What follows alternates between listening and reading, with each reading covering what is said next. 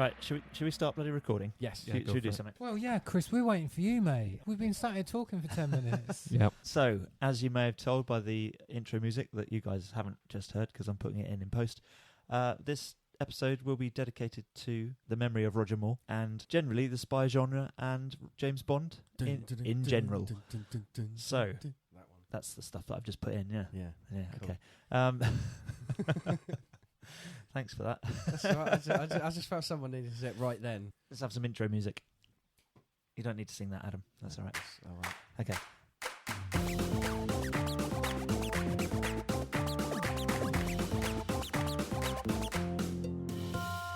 Welcome to Snoo with the Crew, episode number 17. Woo! With Mr. Paul Brown. Hello there. Mr. Adam Gattrell. Hi. Mr. Ross Murphy. Good evening. And me. Yes, me. It's me. Chris Q. Hello. That surprised you. You introduced yourself. I That did. was a bit weird. It was a bit weird. I'm a I've bit been away creeped for out. a I'm sat week. next to him. I'm wondering what's going to happen now.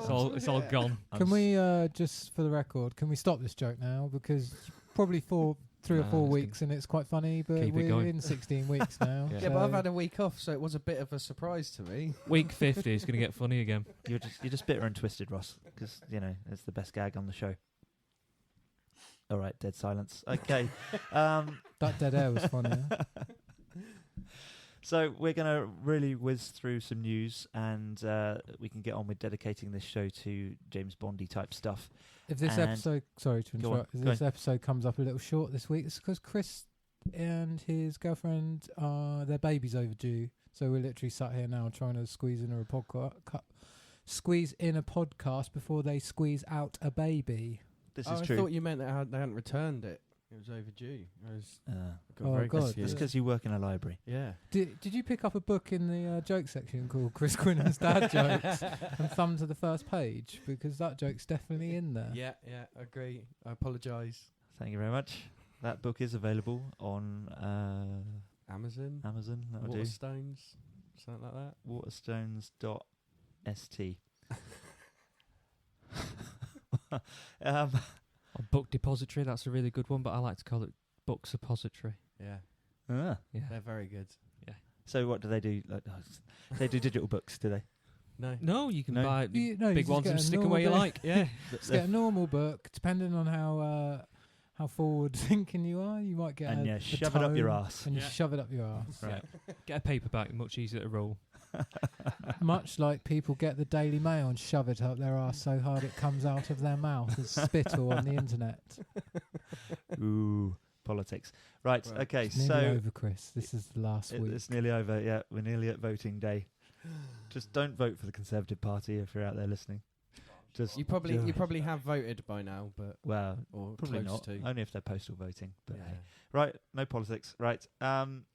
Do we have any reviews or listener feedback or anything, Ross? Oh, you put me on the spot. I haven't even looked. I thought that's what you were looking at. No. I've got problems. The reason I'm on my phone is 'cause he's got problems. I've got He's on Tinder again. 99 problems Grindr. and it's all falling apart at my job.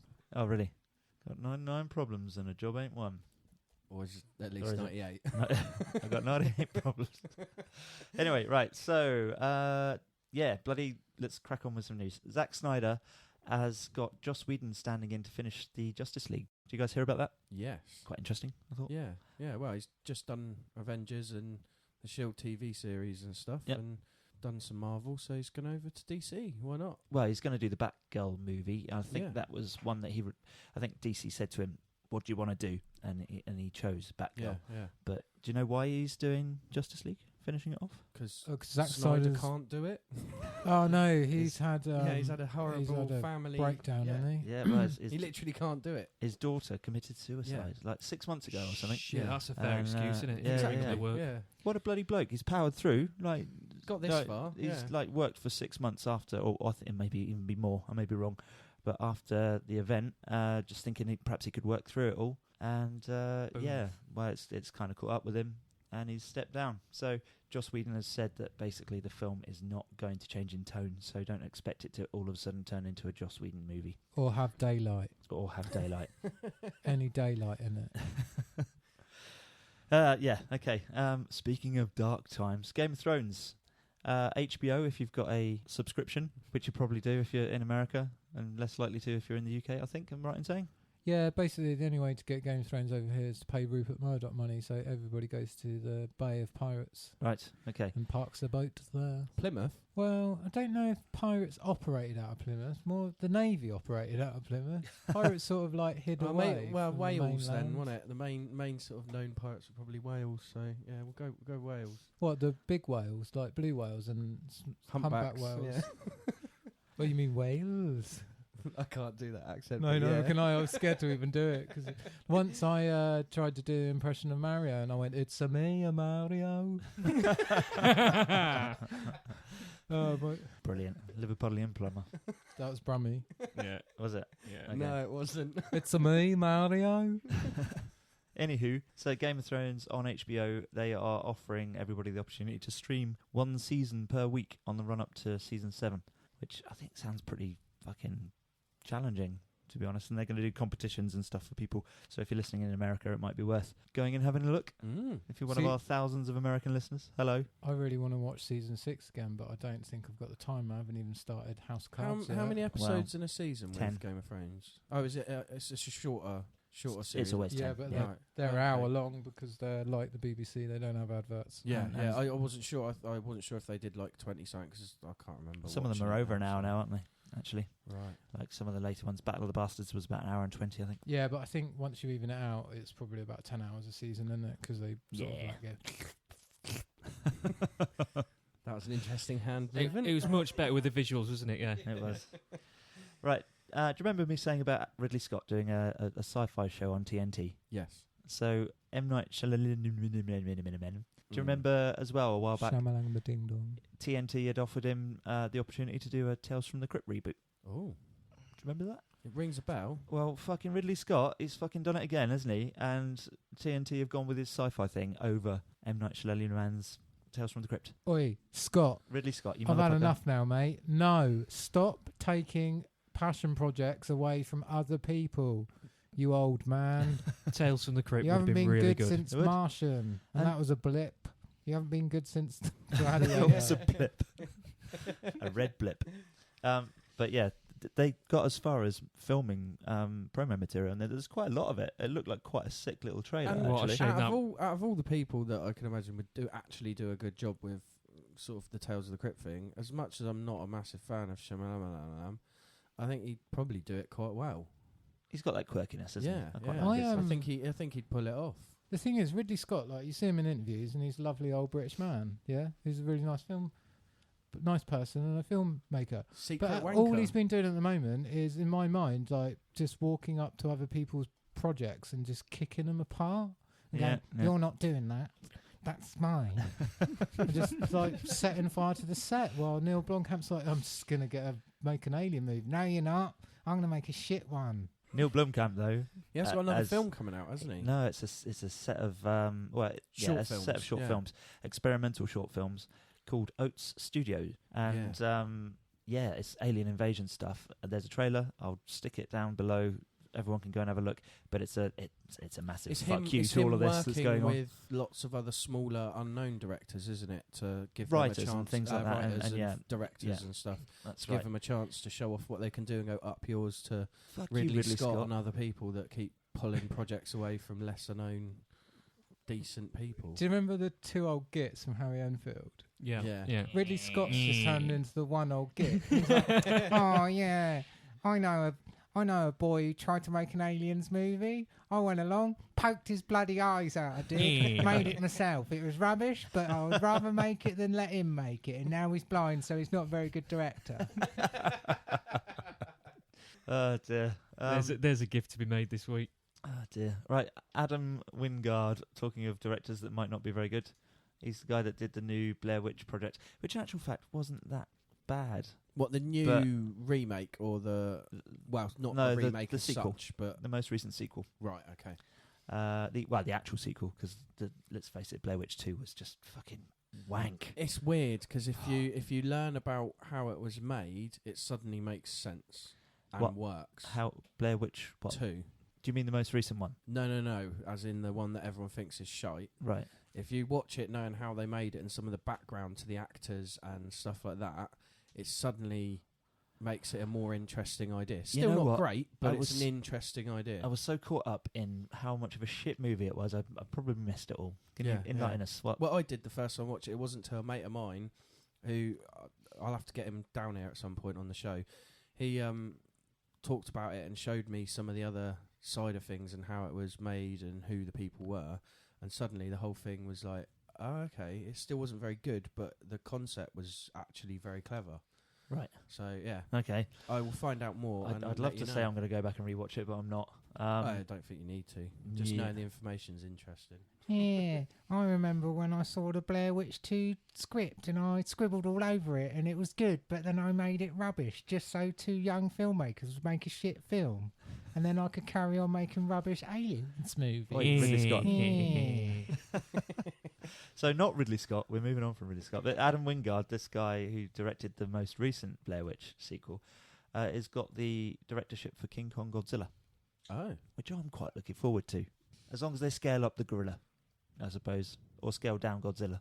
Because there's a bit of a size difference, isn't there? There is at the minute, yeah. Yeah. I think so. How much is the size difference? Oh, it's colossal. Yeah. Godzilla, Right. they scaled him about 10 times his normal size. If you compare him, these little charts, if you go on the internet, there's a nice little geek chart from 1958, yeah, all the way up to current day, and he's ridiculous. Massive. It's like he's got a pet lizard. if you look at the one scale to the other, I quite like the new one, but it I like what they've done with it. Yeah, I just kind of didn't like the soldier love story. They could have left that Yeah. out and done more with the scientist yeah. and but actually Godzilla. When you But, say a soldier love story, did a giant lizard fall in love with a soldier? see, that'd have been good. that would have been more interesting. Some atomic Gonzuki. dragon babies. Wow. Who would be the lady in that relationship? Fuck's sake. Not Godzilla. Either way, it's horrific. Right, Frank Miller's fucking Sin City is getting a TV remake. See, that's good. That makes sense. It does make sense. Sin City makes sense to be a TV show. Yeah, definitely. Get it away from Robert Rodriguez. A lot of those longer like comics, the darker ones and the more sort of adult themed comics would work better as TV shows. Was it not Frank Miller and Robert Rodriguez actually that did the directing side by side for the Yeah, movies? I think it looks good, doesn't it? But I don't know if it's. Was it I've them? seen the first one Can't once, remember. and I thought it was alright. Frank Miller seems to hate anything Yeah. that's made into a film version of his stuff, though, doesn't he? That was So- going to be one of my points. He's a bit of a wanker for it, isn't he? Yeah. He's known for being just fucking... Though, to Oh. be honest, with RoboCop 2, he was right. And his comic was the comic he made of his script afterwards was much better than the film was. I did not know that there was a Frank Miller Robocop comic. Yes, he made it after the script to the film he wrote was changed and altered to make the actual RoboCop 2. And he did, I think it's RoboCop 2, might be number 3. Anyway, it wasn't as good as the comic. The comic was much better, personally. Cool. Fair Might enough. be wrong. Keen. But, okay, so the guys that are doing it, Glenn... I'm going to have a go at saying their names. Mazzara and Len Wiseman. Wiseman's not very difficult to say. Yeah, it's Mazzara, sorry. Okay. He was Len Wiseman was the guy that did Underworld, and his TV credits include Sleepy Hollow and Lucifer, which were both awful. Okay, great. And the other guy did. He was a showrunner for Damien, which is based on The Omen. It's a new TV series, apparently. Oh. That's immediately got me intrigued, and I want to go and see it. Apparently, it's all right. Those films freak me the fuck out. What, The All Omen? 3 of them. Yeah. They're very good. Yeah, but they're horrible. The Omen films and the Damien stuff just makes me think of Only Fools and Horses and Rodney dealing with Del Boy's kid. Like every time, just Really? every time someone Oh, yeah, like of the course, I Damien remember. thing, yeah. Like I just think of Rodney sat there staring in the child. Going, dun, dun, dun, dun. There's only 2 types of people in the world: people who've seen The Omen and people who haven't seen The Omen and named their kid Damien. that does not what's the graph called? Venn diagram. There's no overlap there, is there? I If you've know, I seen The think there Omen, you is. don't name your kid Damien. No, I think there 'Cause are he's the some most twisted chillingly- people that How do. do you make a child just look intrinsically evil? Most of them do look a little bit evil. Yeah, and there's loads of things that freak me out about those movies. Like in the second one, I'd probably say eyeliner, actually. in the second one when he when he finds out who he is and he hates the fact of who he is, and then he just goes, "Fuck it, I'm the devil." And you're just like, fuck. For listeners, you've just missed Ross pulling a slight look to the side at me. That's He's actually like very chilling. But he's like, he finds out who he is, and he's all really upset, and he goes, a little cry, and then he just stands there and pauses, and he goes, nah, fuck it, I'm going to be a real baddie. And then Sam Neill plays him the third one. That's Sam Neill. And then Fucking Sam hell. Neill, literally from the end of the third one, is Sam Neill from Event Horizon. That's how my brain works. That's fair enough. brilliant, yeah. Right, The Punisher has got well, we know which month it's going to be aired in, so it's going to hit Netflix in November. Yay. Good. It's quite cool. Power Rangers 2, even though the first one did really, really badly at the box office, the toy sales have been huge, which might interest you, Paul. That sounds similar to the Transformers, doesn't it? Yeah, so they're just going to keep on rolling out the movies. The thing I find really interesting, again, much like the Turtles and Transformers movies, there's kids that I know through mates and through work who've been given new Power Rangers toys and they hate them. Really? Because they're rubbish. Okay. Like, really badly made. And the kids are like, well, they're not proper. This ain't a Power Ranger. This is just a coloured action figure. Like, just covered in one colour. Right. Other than the eye bits. So it could be like the old Transformers thing where they were just made as something else and they've just been rebranded and sent out as Power I Rangers. think, yeah, it Quite suckers them in. possibly. You end up buying it, and then you think, okay, I want to get hold of the older ones. Yeah. But it's already started that resurgence and that interest. Yeah, yeah. So that's where the money's to be made. People are still buying into that first bite. Yeah, because I was in a toy shop the other day and like locally, and all the new Power Ranger toys are in one massive section on a shelf, like all knocked down in price because no one's buying them. Yeah, doesn't surprise me, but it'll still fly. Crazy. Something will happen. Yeah. What else we got, Chris? It's down in the hood. Warner Brothers looks like they're going to sue Universal Studios over the Dark Universe franchise that I told you about last week. What? Right, so what's going 'Cause- on with that then? So, How are they allowed? What? Warner Brothers were going to release a DC Dark Universe. So Oh, it's, yes, I it's- remember now. It's well, that was Universal that we were talking about last week. So it's Universal releasing Dark Universe Monsters, Yep. and DC or Warner Brothers want to release Dark Universe of Justice League Dark. Ah, right. Like, so Justice League Dark being like Swamp Thing and Yeah. what's his name, the magic guy, Whizbit. Constantine. Constantine. Yeah, there you go, etc. And so they're kind of going, well, we were going to do that, and you've stolen our name, and we're going to sue you. But they can't sue them over that. Like Dark Universe, they don't own those two words. That's not the name of a particular comic. Mate, you can sue anyone over anything. Yeah, but America that's proves just- this on a that's- daily That's basis. ridiculous, though. You Like, made a phone that is a rectangle in shape and has got a screen that you touch. I want your money. This is true. So yeah, that's happening. That's insane. That's like the WWF suing the WWF after 30 years of having the same name and going, no, you've got to change it to something else. Yeah.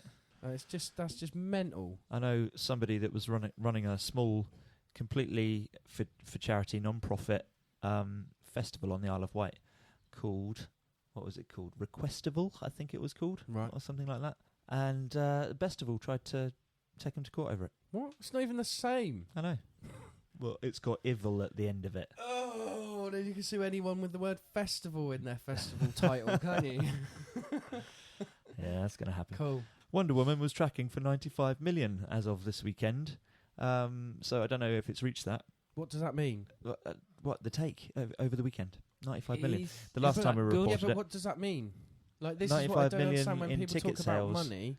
Like, does it making money necessarily mean it's good? 95 million in ticket sales at the box office. That's what we're talking about. Right. But the reviews are very, very good. Right. Because a lot of the time, massive films make lots of money very quickly because people go out and see it, and then everyone's like, that's all right. Well, Alien Covenant made quite a lot of money as well. I've I haven't not even heard seen that. anything good about it so far. It's all right. Is it? It's if you let a couple of things go, you have to. And I'm doing the apologist thing again. I know, but if you let a couple of things go, it's not that bad a movie. There is some fucking stupid shit in it, but yeah, it does kind of screw up the lore of the Alien franchise enough to annoy people, and I can completely understand that. But if you then just want to so leave did your brain at the door, Prometheus. horror movie, you'll be fine. Yeah, all I wanted to do was see how much I could piss off the fanboys, and I still can't piss them off. Listen to them. I make 2 shit movies, and they still defend everything I do. Yeah. Fuck 'em. It's like bloody what's his name? What's the fucking director's name? Oh, I should have got more sleep last night. You haven't even had your child yet, mate. I know. I was You going to wait. say, that's gone, mate. Next fucking Monday, he's just going to have an IV of coffee and like literally like those things from Clockwork Orange holding his eyes open. And Paul just be sat next to him moving his jaw up and down while we just record loads of bad noises and go, yeah, Alien Covenant's a load of shit. Show us a logo. Anyway, my point was going to be that Ridley Scott is like the Conservative Party, isn't he? No matter how much shit you throw at him, you still vote in their favour. People still. This is what I mean about the money thing. Everyone goes on. Everyone like talks the money of like, oh, this film made this much in the first week. But quite a lot of the time, people just go to the cinema anyway. Because of the ticket things that people get, those unlimited tickets at the local cinema and other cinemas, and they just go to see everything, whether they like it or not. Yeah. They just go and see stuff every night. Well, if you're going on a date or something like that, That's then fair enough. date night, you just go to the cinema and you just see whatever's on, right? And you choose the best that you can out of what's available. So, I think just that happens quite a lot out of quite a lot of people that have, been to see Alien, for instance. That might But then well I've also heard a lot of other podcasts and things on the internet, like news websites, where people just go on and on and on about the amount of money films are making. They never actually talk about we used to the do. quality or the how it's made or the acting or anything like that. It's just the money they seem concerned with. We obviously have a chat about everything, but it's just weird. I find it odd. It is. Tell me all about the monies that the movies to make.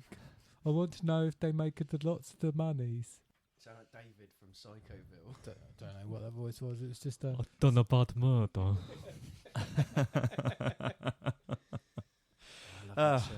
Right, Tom Holland wants Chris Pratt to play Sully in the Uncharted movie. Ross, does that sound To play Sully? correct? Right, no, it doesn't. Chris Pratt should be playing Nathan Drake. Yeah. He's going to play anyone. Sully's like an old Handsome man. devil that he is. Who's Sully? The old man. The old dude. Yeah, that hangs around with him. Right, okay. Like his driver. Oh, I thought, I didn't know the names. I thought you meant the main character. No, he is that his- would make he's sense. like his mentor. He's like... I know, because it's a bad example, isn't it? Because I was going to say he's Sean Connery to Harrison Ford, but that's not a good example, is it? No. I don't know. Fuck off, Ed. Moving on then, Derek Kolstad, who's the guy that wrote John Wick 1 and 2, I do believe, is coming back for John Wick 3. Yay. Whee, which is good. Have you guys seen John Wick 2 yet? I started watching it. No, do lots of people die? Fuck yes. Well, it's so bloody. I saw it last night. Oh, good. And it's like ramping up the violence by quite a lot. It starts It's extremely quite violent bloody. as well, doesn't it? What's the opening scene? The oh, yeah. motorbike across the Okay, road. Yeah. And Not saying anything more, but yeah. God, yeah. Motorcycle crash at the beginning. You're like motorcycle across the road. I was like, that doesn't sound bad. You should have said motorcycle across a face or something. Like that. Ooh, wheeled spinned his face Well, I off, didn't did want to he? give anything away, you know. What do they call it when he's doing all the martial arts with the guns? Gun chi or something? Gun fu. Gung fu? Yeah. Is it gun fu like it- from Equilibrium? Wasn't it? I was It going to was the say first movie that had that Equilibrium. in. That's the Yeah. one. So there's a load of... Guess what? Equilibrium. If you haven't seen it, Sean Bean dies. You fucker. Do you know what? And it's not That the- film's not bad, it's- is it? And it's It's not all the right, first yeah. film to have. all right. Apart from it's impossible to be emotionless Yeah. and act. But Otherwise- again, like most things, like guns being used in fighting was not first done in Equilibrium. It was done in, anything from hard-boiled around that point. You could argue some of the best spaghetti westerns, Yeah.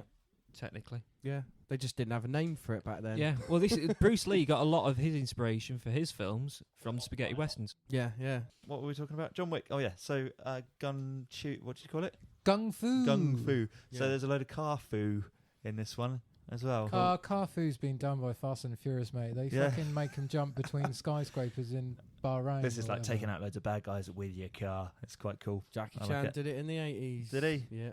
Okay. Fine. Philip K. Dick. Does everyone like Philip K. Dick stuff? Yes. Yeah. Well, there is a wealth of content coming. Are they making a Philip K. Dick universe? What's happening is there's a anthology series called Electric Dreams. Yeah. Being spearheaded by Ronald D. Moore and Bryan Cranston, interestingly.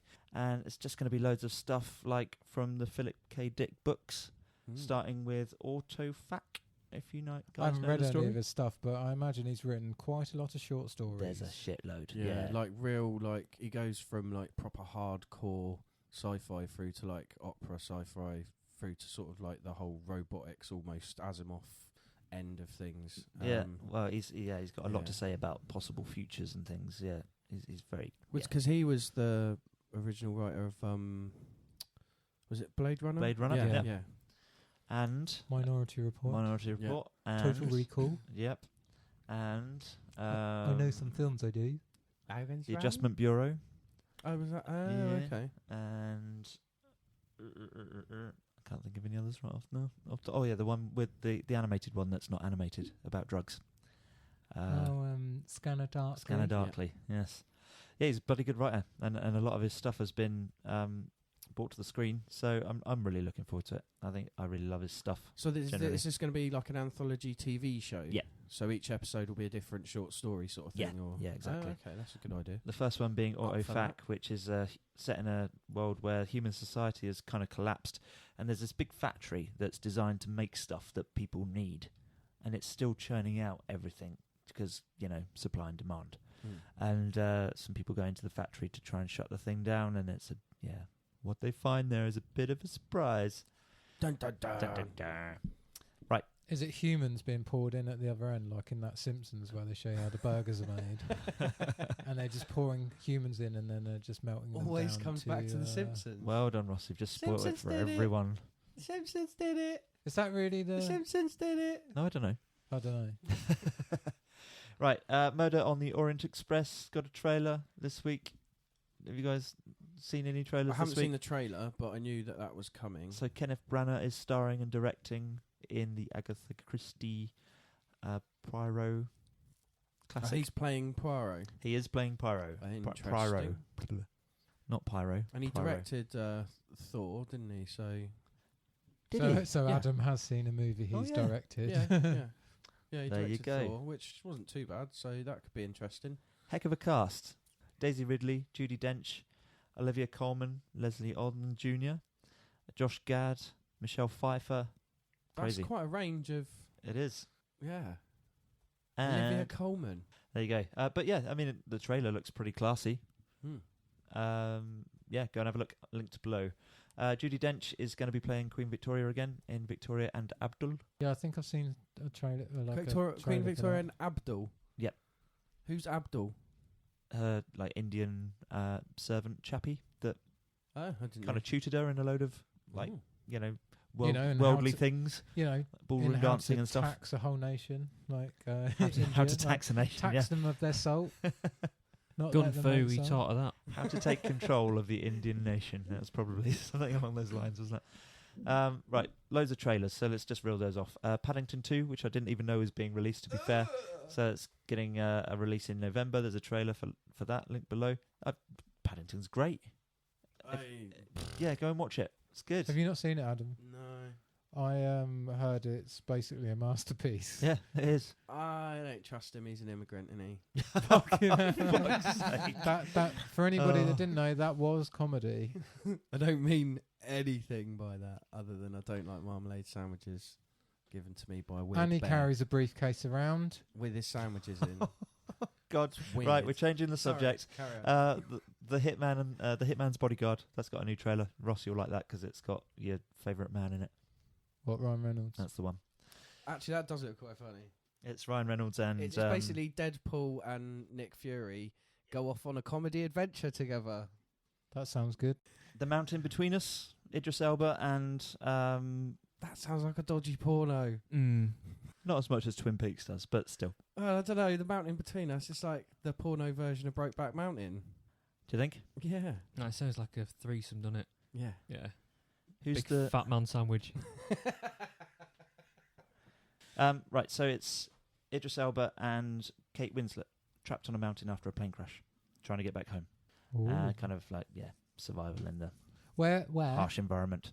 Where are they trapped? Yeah. I do not know. Up a mountain. It's snowy. Up a snowy mountain. Could be the Alps. Go by the name. No, it wouldn't be the Alps, would it? I think that's the point. You're not meant to know, otherwise you'd go up there and get him. Be end of the film then, wouldn't it? You'd ruin it for everyone. Yeah. You'd be up there, get him back. there's Roth walking him through in the end of the film Again. So Always no, we're not through telling it. you where they are. You'll have to watch the film. We used to send Brad Pitt from 7 Years in Tibet to find him, and he'd be going, "I'm going to the Himalayas." You love that part, don't you? It's the only good thing about that movie. The good thing about that movie is learning Tibetan customs, I think. It's like, this cup And of tea, mountains and stuff. it will make you this cup of tea, but you will not drink this cup of tea. This is for you to have when you get back from your journey. That's really nice. I like that. It'll be cold. It Yeah. would be very cold, but Hello, still. yellow. The milk would have gone off. The milk would have gone a bit weird. Here's your skanky tea. Here's Welcome your back. tea with your 4-week-old yak milk It's in it. fine under that crust. Go on, pop the straw through. Oh, God. I've read the book. It's a really good book. Yeah? Yeah. Okay. But he goes to the Himalayas.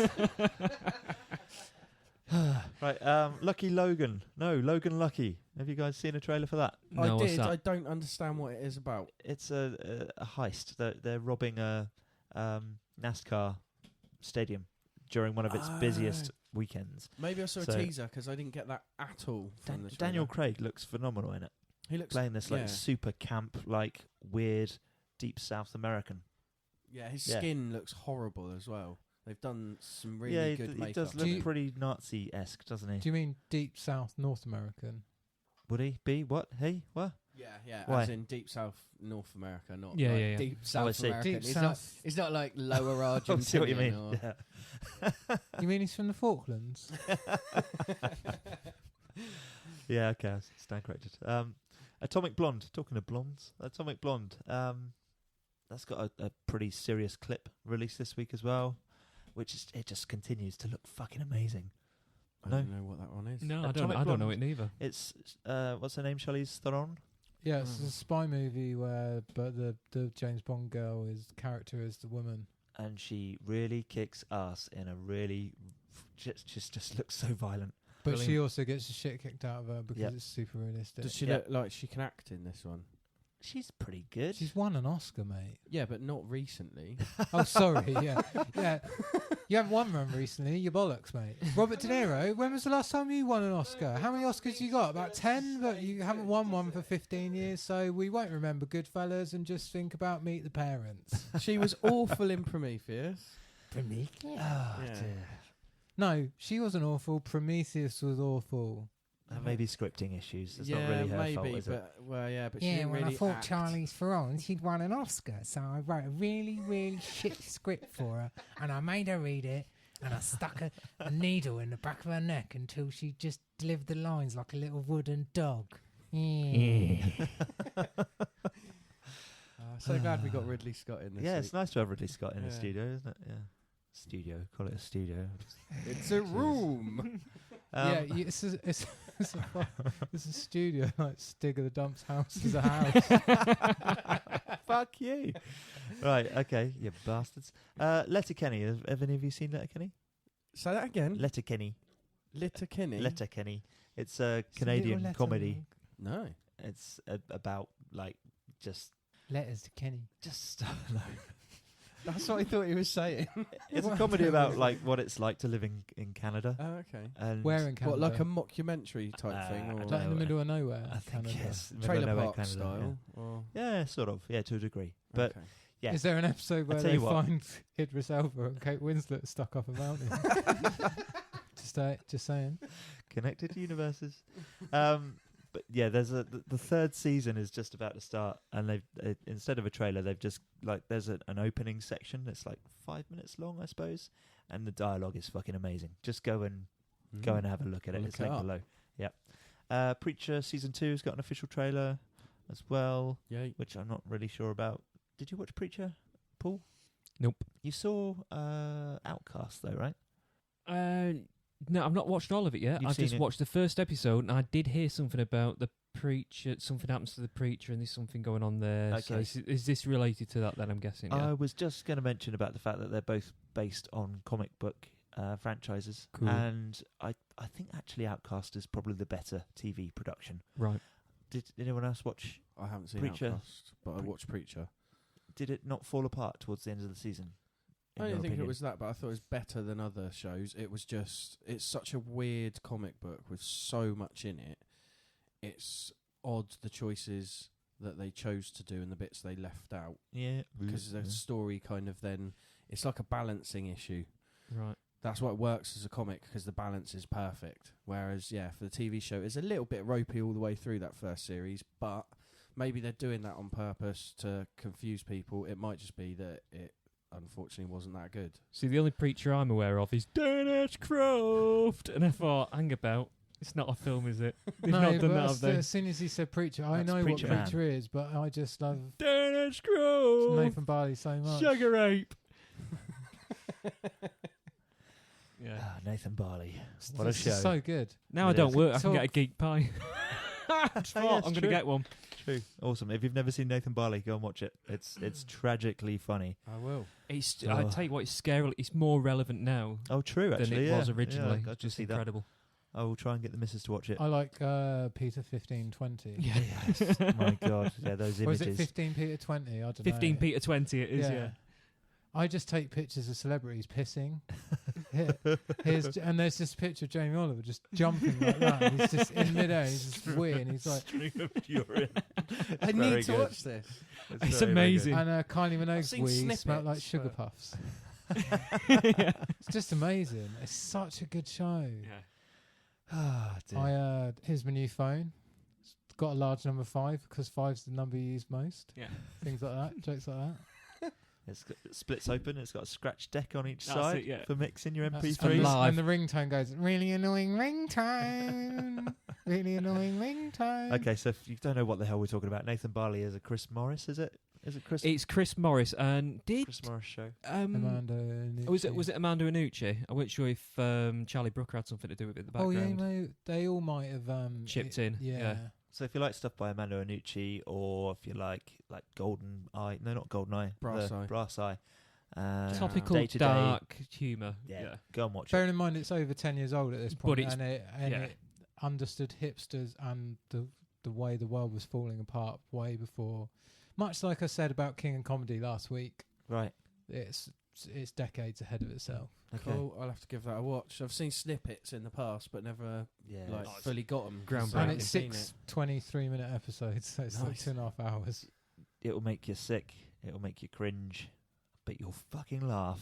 Yeah, you can watch it in an evening quite comfortably. Right. Yeah, yeah, A few true. cups of tea, you're done, and you'll just be Right. amazed. Very Kicked true. in the brown doors, painted them white on the way Way out. There's a out. cracking line from that show. Well, girly, yeah. Yeah. Guess how old? 13. Anyway, right. Batman and Harley Quinn, the animated movie, Adam, which might push your buttons. What are they? What? Batman and Harley Quinn? Yeah. Did you know there's an animated movie? What called Batman and Harley Quinn? Yeah. Oh. So it's like the What, old Batman. from the old Batman. Yeah, the old TV Batman show? TV cartoon Yeah. style.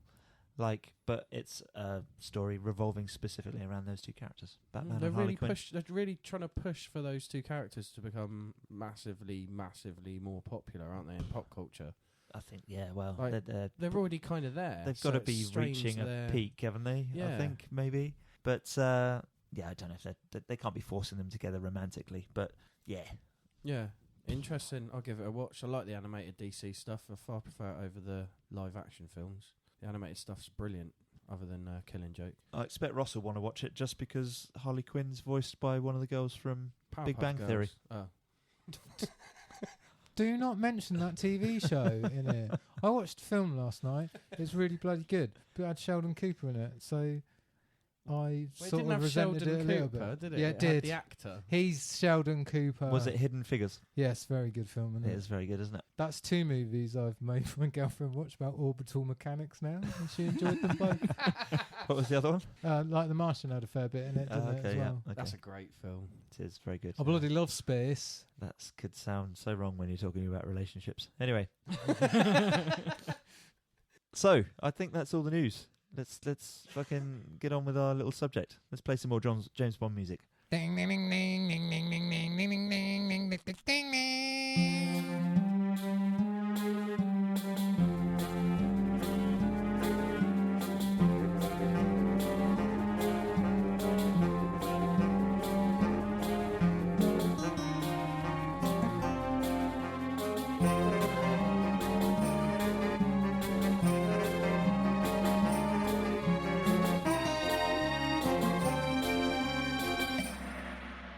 let's talk about some James Bond stuff, because Roger Moore, bless him, died at the age of 89 a couple of weeks ago, and I think for most of the people in this room, he is our James Bond. No, he's not. He's not mine. Is he not? He's my least favourite James Bond. Is he? No, he's not. I'm not going to be one of those wanks who goes. That's a bit of an arsehole thing to say. Actually, I was going to say, we're dedicating this show to you. George We don't like you Lazenby. much, but, you know. I'm not going to be one of those Bond fans who goes, well, actually, George Lazenby was better than Roger Moore. I'm just one of those people where it depends what mood I'm in to which Bond I'd prefer to watch. I can actually, I think, I can take Sean Connery or Roger Moore equally, and most after that are terrible. Yeah. Until I get to the current ones, which I really like. But we'll talk more about that later. Where do we want to start with all of this? Obviously, we've got to talk about Roger Moore. We got to talk about Ian Fleming first, I expect. Okay. So where do you want to kick off?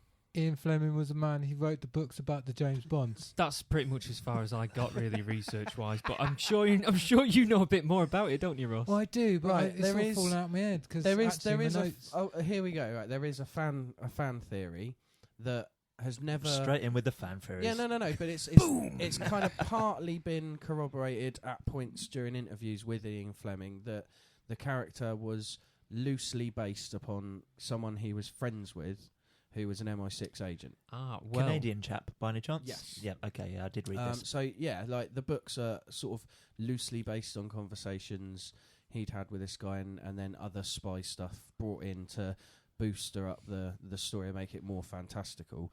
But then there are some fans out there that believe this friend was actually him. I don't want to put on my Bovington Tank Museum voice, but actually MI6 wasn't MI6 during the Second World War. Well, whatever it was. MI5 were the original MI5 and MI6 were the original designations when both organisations came under the War Office, now the MOD. Weren't they, Ross? Yeah, but I think what was like international counterintelligence was like OSS during the Second World War, I think. Yeah. So it became whatever, but yeah. I think it Sorry, became... everything the I just said idea, then, imagine me doing it in the Bovington Tank Museum voice, and then it will make much more sense. in a tank. Here, I've got it written here. Look, the Security Service MI5 and SIS, the Secret Intelligence Service, are MI6. So there's the difference for you. Yeah. So like whoever it was, and whether it was him or a friend, like that's what's sort of come around. The stories were sort of loosely based on real things, but like very loosely. They share things in common, like they're both naval officers, weren't they? Right. I'm sure that. James Bond, a naval officer, was he? Yeah, Okay. that's why he's Commander Bond. NCSI. Right. So there's also the idea that Fleming copied the character from a female writer, one of his mentors, because there's a lot of similarities between one of her books. Her name was Phyllis Bottom. I was going to say Bottom. Chloe Type's good. She created a British spy called Mark Chalmers, apparently, 6 years before 007 first appeared. So it could have come from... Either direction. Yeah. It could have been an amalgamation of both. I don't. He's not around to ask, is he? So. And I think the only thing that matters, really, is that none of their characters survived and his did. Yeah. You know, and if you're going to say, well, who's the original one, it's got to be Bond because he's the most popular, isn't he? Yeah, yeah. And, I mean, ridiculously popular as well. His novels have sold over 100 million copies, and the film franchise is the second most successful in history. It's only been knocked off the number 1 slot by Harry Potter recently. Oh, really? Yeah, it has. Yeah. And it must be Also the British. film series Also British. outside, not including the Carry On movies, because I don't think they count as a continuation. Like, there's 24 Bond movies, isn't there?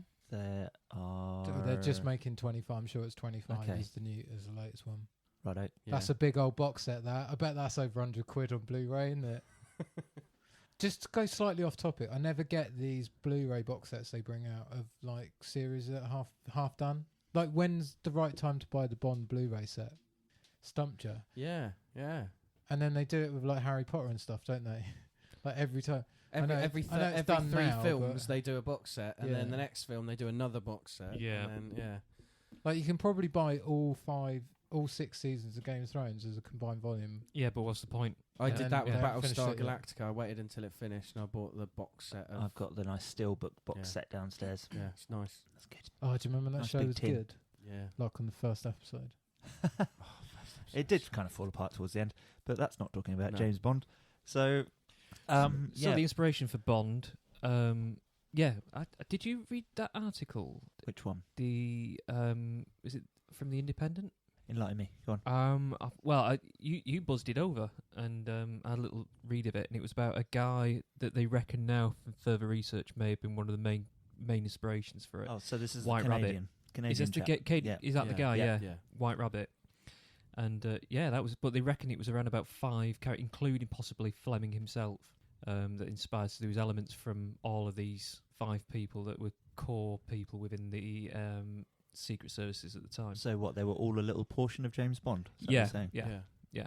All Yeah. elements of these different characters all amalgamated into one. I see. One Bond. It would make sense. Yes. So Roger Moore. I mean, do you guys know of any other parts that he's played at all? Yes. He played a leprechaun. Did he? I'm trying to think of the film. No, he was in a film with a leprechaun in. Was it called Leprechaun? No, I can't remember what it was called. It was awful. Troll Hunters. No, that's good. Leprechaun. That's a foreign movie, isn't it? Troll Hunters. Yeah, Norwegian. I've just pinged up IMDb, and it's the first film on there that's currently filming, and apparently he's doing one of the voices. So Oh. yeah, posthumously, of course. But yeah, the only one I know is The Saint, off the top of my head. Yeah, I can't think of many films that Roger Moore's been in. I can think of 7 James Bond movies he's been in. Yeah, but that's what I mean. Like, other than James Hell, Bond. yeah, so well, you're like- forgetting the seminal 90s movie, Spice Girls, the movie. Was he in that? Oh yeah. Yeah, he's in that. Who wasn't in that? Were you not in that, Chris? I was not in We that. were in that. Everyone was in that. Where were you? The man that produced it lives down the road. Does he? Yeah. Seriously? Yeah, used to be my neighbour. Who's that? Are we going egg in I'm it not saying afterwards? his name. Yeah. Let's go and flower his house. Yeah. Go on, He's yeah. done a Yeah. lot. He did Queen music videos and Spice Girl music videos, and I was involved in the film and done. Who is he? Cats the What's his musical. name? Pete Kirkman.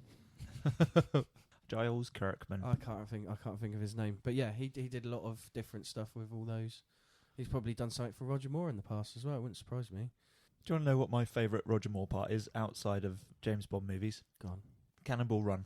Oh Yes. He was brilliant in that. Because he's he is James Bond, isn't he? Yeah. He's in a bloody Aston Martin pretending to be somebody that's not James Bond when he's clearly James Bond. I love the fact that Jackie Chan plays a Japanese man in Yeah. Cannonball Yeah. Run. Yeah, that's Yeah. great. Well, actually, Hang that's on, a great Jackie movie. Yeah. McChan and Jaws, isn't it? From am I tripping out, or is it Jaws from the Bond movies? You don't mean the shark then? Okay, No, the right. bitey mouth Jaws. He used to is- terrify me. It's the other guy in Jackie Chan's little sort of scientific future car. Is he? Yeah, sure it is. No, Jackie Chan's got another. That sounds like a dream, Ross. No, I I think dunno. maybe in the second one there's a tall guy in the vehicle with him, but the first one there's just I think it's Jackie Chan and another Chinese guy playing a Japanese guy. I tell you what, that does ring a bell though. What Yeah. Ross has said, he's been in something. Unless one like of the that. guys in the vehicle ends up in the vehicle from one of the other vehicles ends up. Welcome in the to vehicle the with him, segment but- of the podcast where we know a lot of half facts and Yeah. string a few odd sentences together. Know a lot of. We know nothing, mate. There You ain't know even that half film facts you here. watched 20 years ago and it's roughly stored in the back of the cranium and you need to bring it to the front to the microphone? Yeah, that's what this section's called. I've just Googled it, and Richard Keel, who played Jaws, was in Cannonball Run 2, That's the There one. you go then. Cannonball Run Yes. 2. Yeah, yeah. which I don't know if I've seen.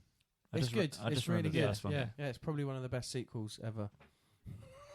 Okay, that's a whole Like podcast, isn't Ghostbusters it? 2. Um, You know right. that if we do that podcast and Adam's here, he's like, Ghostbusters 2. What's the best sequel ever? And Adam's like, Ghostbusters 2. No, it's a Hey, remake. what is the It's best rubbish. sequel ever? And he's like, Ghostbusters 2. I tell you what, it didn't take us long off tangent, did it? No. It didn't, did it? Best sequel ever is probably Empire Strikes Back.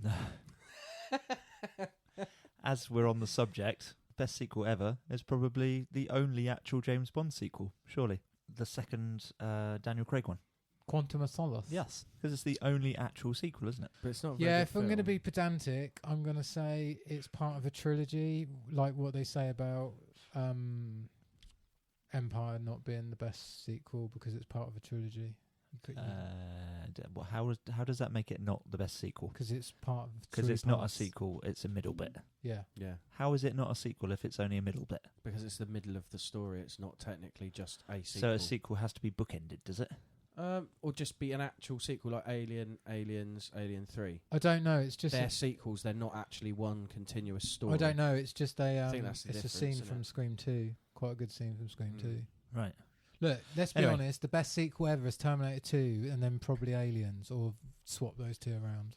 Revenge of the Fallen. Is Aliens technically a sequel because there's more than two of them? They're not. Yeah, I suppose it is a continuous story as well. And so's Terminator. Yeah. Unfortunately. There you go. I've got it. Trainspotting 2. That's the best sequel. Yeah, I agree with That's you. good. Right, bookends. Talking about books. So, Ian Fleming, he wrote 9 short stories about James Bond in his lifetime. 6 of them were serialised in magazines and newspapers, including Playboy and the Sunday Times. That's where he started. They were all in the Quantum of Solace collection. That's where they got the title of that film from. It was the collection of short stories. Cool. There you go. There have been other books of short stories as well, of course, like... oh, actually, no, I tell you what, I've got that written here. His first 5 short stories were published in 1960 as a book called For Your Eyes Only. Oh, okay. So that was the first collection then. Yeah. Oh, I thought Quantum of Solace was. And Apologies there. the last 4, because there were 9 of them, the last 4 were published posthumously in 1966's Octopussy and the Living Daylights. So Quantum of Solace is obviously the collection of all of those after that point then. Yeah, right, okay. That would make sense. There you go. So I thought all 9 were just straight away put in, but yeah, if there's 2 collections, then that would make sense. They're a bit racist in that now, aren't they? They're a bit risky. Well, they're a bit misogynistic and racist. They've always been misogynistic, and were the books racist? Have you read many of the books, Ross? No, I haven't read any of the books, but I had a friend who was reading them, and he just kept posting on Instagram every time he got to a bit where he's like, getting a bit uncomfortable reading this now. Yeah, there are some moments where you just go, oh, okay. But then, I don't know if it's because of the character at the time and the job he does that the misogyny makes sense. Right. Though it's not okay, it kind of, at that time and period and what he has to do to get information, he treats women like that. It was standard operating procedure, wasn't it? Yeah. Time period. Whereas the racism's a bit like, oh, okay, yeah, that's just... okay, they were written back then, but yeah, that doesn't really work now. Have any of you seen the animated series Archer? Yes. See, that pretty much is the That Bond from those sums up books. The misogynistic side of it, definitely. Yeah. Well, actually, the hardcore alcoholic side of it as well. Yeah, completely. Even We'll some talk of the more about- racism. Oh, yeah, true. Some of the yeah. stuff he comes out Oh, with it's Archer. everything ist, though, isn't it? Yeah, It's- exactly. Yeah, it's... Is it Archer's obviously deliberate? Like Have you not seen it? It's a bit like Danger 5. Yeah. It's Brilliant. different. I'd say it's different to No, Danger 5. yeah, but do you know what same sort of thing? Yeah, like, yeah. Come here and give me a kiss because I am a man smoking Yeah. a cigarette. Yeah, very much that. So, what do we know about James Bond being used as propaganda in the Cold War? Ooh. So how far back does the character go, James Bond? I mean, the books were released when? The first book? 60s. 1960s, because that doesn't make him the 60s, first wasn't it? sort of popular spy character. The first stories in Playboy were 1960 to 1960. 1966. Yeah. Because the first films, or first films series came out, was a character called Mr. Motto. Mr. Motto? Mr. Motto. What's He was that? The first film to spin off from it, you mean? Or no, not this spin is off from it, but this be is a character that was based on James Bond. No, I don't think he was initially, but this was before. This was 1937. So early spy genre. Early spy See where genre, you're going, and there was a number of spy genres just before. Only small number, but nothing really broke into massive popularity up until the James Bond series. Okay. But before then, there was a long-running series right up into 1965, the Mr. Motto series. Right. So, are there any others? there's a small number of others. There's one here I don't know very much about actually. It's called OSS 117. Okay. So that sounds like it may have inspired the whole 007 theme. That was that started in 1956. Right. There was a couple of other series that ran alongside James Bond. What I quite like about when Bond came out, he was seen as well. Even the film and the character portrayed in the films was quite seen as quite misogynistic and quite racy at the time. And a lot of the other people that decided they were going to tackle the spy genre wanted to move very much away from that sort of direction. Got ya. So you've got a lot of series coming out like secret agent, and the Harry Palmer Ipcris Files sequence. I was going to say series. the one with Michael Caine. Yeah, in fact, there's an interesting story it's with all a bit more like down at street level and much more serious. And Callan, that's a great one, but big chap, but you're a bit out of shape. For me, it's a full-time job. So sit down, shut your mouth. There's an interesting story I read actually about how they came up with the name for Harry Palmer, and they asked Michael Caine who was the most boring kid you knew. What was the most boring name you know? And he said, "Well, Harry's a really boring name, isn't it?" He says, "Well, who was the most boring kid you grew up with?" "Oh, that was Derek Palmer." That. So right then, Harry Palmer it is then, and that's because he wanted something that was going to be so removed from the action and the connotation of something like James Bond. It's got a smooth, even the name of it, even his name of the character, he's got that rolls off. Harry Palmer. It's all a bit. And they wanted that dull. This is a job. Then that was the character he played in the film a lot more recently, No, where I he was was just going to say military. Fan theory is Harry Palmer, Harry Brown. Yeah. Well, it could be. I think it's a fan theory, but I don't think it's the same character. Right. I wasn't sure if it was the same character, but yeah. I just live on a housing estate these days, and I beat up heroin addicts when they kill my friend. Right, so going back to what you were saying about the misogyny and spy genre writers wanting to move away from that side of things, this could actually be why, though, he was actually hammered in the James Bond character. I mean, actually hammered into pop culture a lot more. Yeah, because 60s sexual revolution means that the character was actually quite attractive to people. As far as mainstream media is concerned, and in honesty, they were using James Bond when he became popular as propaganda for the Cold War. That's fantastic. They were literally releasing stuff and pushing it out into Russia and stuff, and saying, "Yeah, look at our fucking action hero. We're not afraid of anything." We've got all of the gadgets. Yep. Cars that go underwater, laser watches. Exactly. Yeah. All of that stuff. Yeah, but they got laser sharks. Who the Russians? Freaking lasers. But going back to that's taking such a heavy subject as a spy drama, and adding a bit of misogyny and a bit of fisticuffs and shooting and tongue-in-cheek comments. That's a really good way of breaking the mainstream with such a heavy. That's probably why it's lasted. That's what it is. Others. That is why it's worked so well, and the fact that everybody else wanted to move away from that. Just ends up being this boring thing about someone hiding in a corner. Real spying is boring as fuck. Look at Tinker Tailor Soldier Spy. What they do is just sit and watch doors and talk to each other for fucking ever. Yep. Yeah. It sounds like Ian Fleming was quite a cheeky chappy as well. Yeah. Because what's his name? The president that was shot, JFK. John F. Kennedy had listed From Russia with Love as one of his favourite books. Right. And asked for a meeting with Fleming, and during their conversation, Ian Fleming suggested an idea as to how to get rid of Fidel Castro, and that was to release in the press. Do you mean Fray Bentos? No. The Cuban leader, yeah? Yeah, Fray same guy. Bentos. Yeah, definitely. It's a joke from The Office. Is it? Sorry. Who's the Cuban leader? Fidel Castro, yeah, but what did you say earlier? Fray Bentos. Anyway, right, so Fleming basically suggested that if they released in the press that beards attracted radiation, and that anyone that had a beard, if they were hanging around radioactive material, was more likely to become infertile, it would cause him to shave his beard off, his people would think he was just a normal bloke, and he'd lose all his power. Yeah. Did it work? It didn't do it, did they? It was just a conversation between John F. Kennedy and Ian Fleming. I think it's quite nice. I love that. That'd have been hilarious. It suddenly just made me realise I literally, while I was doing a little bit of research yesterday, I was watching clips from Bond films that I couldn't really remember, and the opening, like the pre-credit bit of Octopussy, I don't even know why he's doing it, because quite often, they have the little story bit at the start, and it's normally the best bit of the whole film. Yeah. Octopussy, he's just trying to blow up, and it's just clearly Fidel Castro. They don't even fucking mess about. They literally, it's like a cartoon character. Fidel Castro is the bad guy in the opening of that.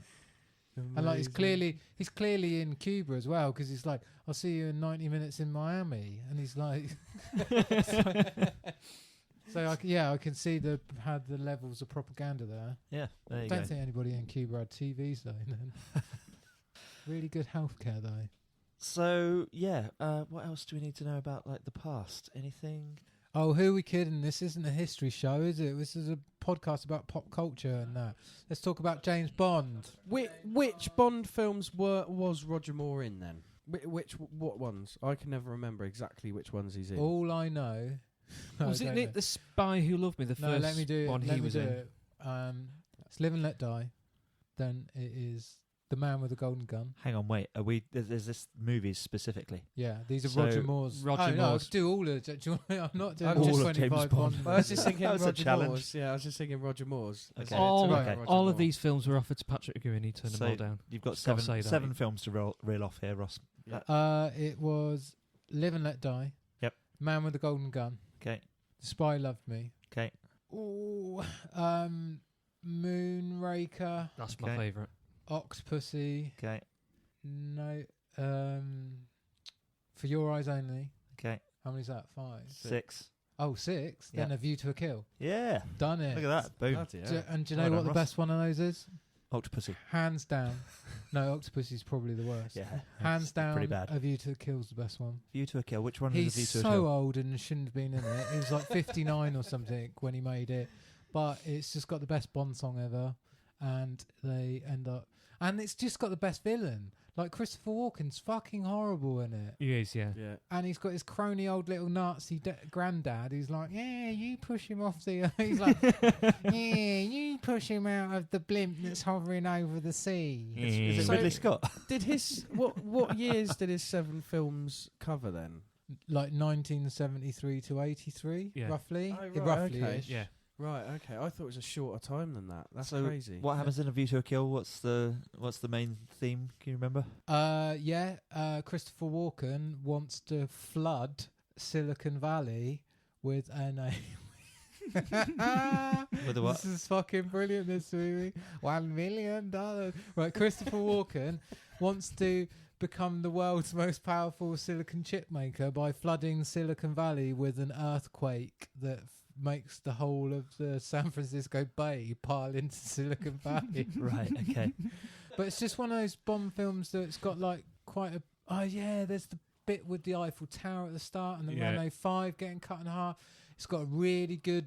a really good Bond film's got to have not just a good Bond girl, it's got to have a good Bond girl villain. Yeah. And like Mayday, Grace Jones is just fantastic in it. Okay. It's So like... it's the one where there's two girls, right? They're Yeah. like super fit. Like, are they martial artists or No, something? you'll Or think they're that's just a different one. That's Diamonds Are Forever, I'm sure Oh, it okay. is. But Mayday... He was quoted in his biography. Someone was telling me about it the other day. He was quoted in his biography of saying, I hated working with Grace Jones. I would say why, but as my mum taught me, if you've got nothing good to say, don't say anything. So I don't know what the issue was, but he apparently hated her. From interviews I've seen, Yeah. she comes across as a real arsehole. I think she's Simple like as one that. of those people that's just very difficult. She's a diva. She's Yeah, literally absolute diva. Yeah. ultimate diva. super hard feminist. Yeah. Or No, well, what was I going to say? masculinist, The maybe. one thing with A View to a Kill that even Roger Moore was like, he knew it was time to stop when he was the same age as the Bond girl's mum. He's like, no, I've got to Yeah. stop now. Yeah. Wow. Like, she's young enough to be my daughter. I'll probably stop making these films now. Fair enough. So who But came after him then? Was that? Timothy Dalton had Yeah. 2 after that. And Only then it 2, was. thankfully. And then it was Pierce Brosnan. Yeah. Right. Okay. I'm just trying to get the order in my head And then is it straight on to Daniel Craig? with a gap. Yeah, there was quite a big gap, wasn't Yeah, there? yeah. 'Cause, There's quite a big gap between... The biggest gap, I think, you'll find is between Timothy Dalton and Pierce Brosnan. Right. Like, really? Bond properly went away. yeah. Oh right. I Like, didn't know between that. the late 80s and the mid-90s. Right. Ah. That's why GoldenEye is such a just like a classic Bond movie. You watch it and it's probably one of the later Bond movies, just the most Bondy Bond movie. Right. It's got the It's- cars and the gadgets and the... Isn't it weird with the and the modern Bond ones villain that the girl and first film they do is like really good and really proper James Bond, and then after that the other films just don't quite cut it with the newer James Bonds. Like Pierce Brosnan, GoldenEye was great, and then A View to a Kill's really good as well. and then No, the names are so similar. It's like Mm. how video games are all now Duty of the Cool Man. There's and, Tomorrow War Never. of the There's Never. Tomorrow Never Dies. There's Tomorrow Never Dies. That's Right, it's okay. Right, I always think GoldenEye is like a really good reboot of a Sean Connery Yeah. Bond movie, and It's all got all the classic tropes in there. And what's the other one you said? Tomorrow Never Dies. Tomorrow Never Dies is like a really good reboot of a Roger Moore Bond movie with a really good theme. Yeah, I really like the music. yeah. And It's then good. and then the other two are garbage. yeah. Denise Richards, or whatever her name is, with She's a massive pretty lady. eyebrows, who can't act, Christmas playing a Jones. scientist. Did her eyebrows have scripts? But the worst, I think the worst one of those is what's the one with Die Another Halle Day. Berry. Yeah, that Yeah, fucking on the ice. invisible car, really bad CGI at the start, stupid horrible villain who's got like diamonds in his head. Yeah. I think I'm with Take Paul. the fucking diamonds out, mate. I think I'm with Paul on the Roger Moore ones, though. I think with the Roger Moore ones, like Moonraker was my favourite because of it had all the stuff in, but then Moonraker's so shit. It was No, just ridiculous. It's so shit. But it knows it is. That's Yeah, that's the charm about that. That one is just. Is it the first one where we meet Blofeld, Moonraker? no, or is it- No. Blofeld's dead by then. Oh, is he? yeah. Well, Oh, he's not. He gets. It's the he gets dead moon-based, and, silly moon-based thing. right. And you've got Jaws, and he has a love interest, doesn't he? Yeah, yeah. Is it not the guy with? That's the good thing with the For Your Eyes Only. Blofeld gets chucked down the chimney, doesn't he? And that's the opening sequence of Yeah. For Your Eyes Only. Yeah. You know what? I need to watch more James Bond. You don't trust me. No, I mean I went through a massive phase in my life of absolutely hating it. I really did. I never got on with it when I was younger. No, I think it's because it was in Britain. It was every Easter, Yeah. every summer holiday, every Christmas holiday. Yeah. There was always Bond, and it wasn't just one. It was two or three of them, and it was I think as I've become more racist and more misogynistic, I idolise him more and more and more. Is that why you're sat there wearing a tuxedo? Yeah, no, it just Him makes dressed you, for the occasion. I mean, it just like the thing that just about sums it up is that Alan Partridge has a portrait of Roger Moore on his bedside table. Yeah. Brilliant. Stop getting Bond wrong. See, I can't That's a brilliant bit of Alan Partridge, isn't it? When he starts going, two ladies, legs spread. Oh yeah, and then he just starts doing the. She does a somersault. Oh, yeah. did I see a little bit of? No, you didn't. Yeah, stop getting Bond wrong. Oh, that's so good. But I can't listen to the Bond themes now at all without hearing Alan Partridge sing them. In my Sing them head, all. it's Alan Partridge singing all of them. Oh, dear. The That's other a shame. day, I just put Bond themes on YouTube and just let it play on my phone. Do you know There's what? some They're fucking so good ones. easy to listen to. But there's such There's good some songs. absolute crackers in there. Yeah. Like, Right, some okay. Should really, we really do good our songs. favourite James Bond themes? Go on. And then should we do our favourite Bond and why? I Yeah. suppose. Yeah. The ones that always get the one that always gets the number one slot in most people's fucking, for some reason, which I don't agree with personally, is Goldfinger. Shirley Bassey. it's very good, but It's very good. It's not great. my favourite. It's not my favourite. Go on then, let's go around the room. Do you know what? I've never really liked any of them. Maybe not. No, I think Goldfinger's a memorable one, just because of Shirley Bassey's vocal. I mean, that's what it is. Which one was Tina Turner do? She did Goldeneye. Yeah, that was a Yeah. That's stonker not- of a song. Yeah, I don't like it. It's not again. Jeez, I just looking at your notes. Coldplay did one. No, Oh, that's a cover. That's a Coldplay right, did okay. they Thank God do a for really that. good cover of that. Jesus. No, I was never a huge fan personally. Radiohead did one. Did they? Yeah, but it never got used. It was for Spectre. Yeah, they Wow, do a gotta good check that cover out. of, Coldplay don't do good anything. Yes, they they did a good do. cover of No. Back in the day when they were a You proper Only Live band. Twice. Yeah, You Only Yeah, Live it's Twice. really Their good. cover of it is beautiful. And Ah. talking of covers, You Only Live Twice. Have you heard the? No, it's probably you. Wouldn't have heard it. The only me. Soft Cell did a cover of it. It's one of the campy songs ever. It's brilliant though. What, For Your Eyes Only? No, You Only Live Twice. You Only Live Twice, sorry. Yeah. That's what I meant. Yeah. Amazing. Adam, your favourite Bond theme? It's between the is it Depeche Mode? Duran No. Duran. Duran Oh. Duran. Sorry, yeah. Duran Duran one and Chris Cornell's.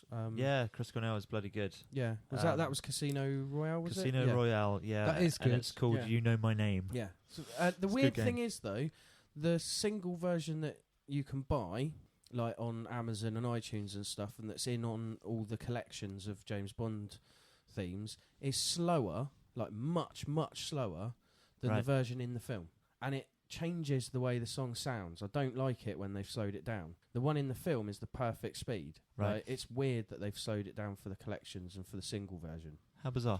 Like, it just makes it slightly longer, I think, so it's perfect radio length or something. Right. But for the film version, it was faster and it was like quite a short song. So yeah. Sorry, Yeah, I've picked one.